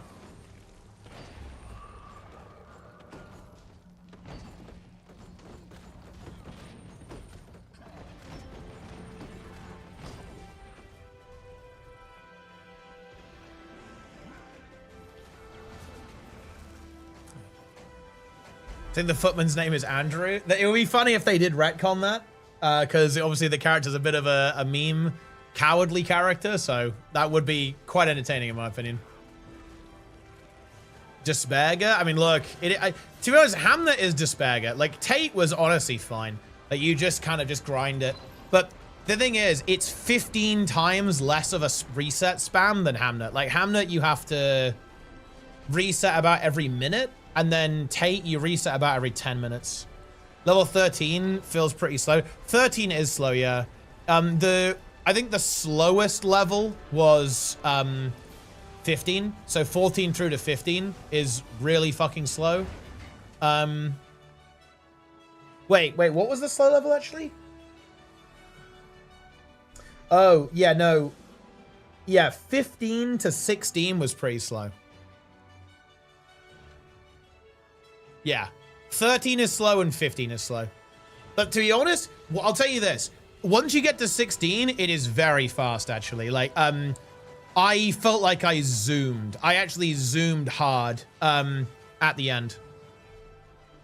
You get to 16, you do the quests. That pushes you to 17. That levels up all of the mobs to 15. And the last levels, honestly, feel really quick.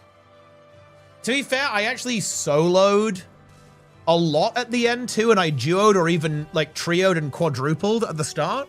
So I did start using like higher XP per hour methods too. So that probably contributed to it, because I think I played solo for the last 2 levels, which is just so much quicker than duo. Or even trio or quadruple. Because bear in mind, I did like level 13 with like 4 people. It takes ages. You do get to farm a lot of loot though, so there is that. What game are we talking about? We're talking about Guild Wars 1. Because we're doing like a no-death playthrough of Guild Wars 1 with the new hardcore mode, Doom's Covenant, that has been added to Guild Wars 1.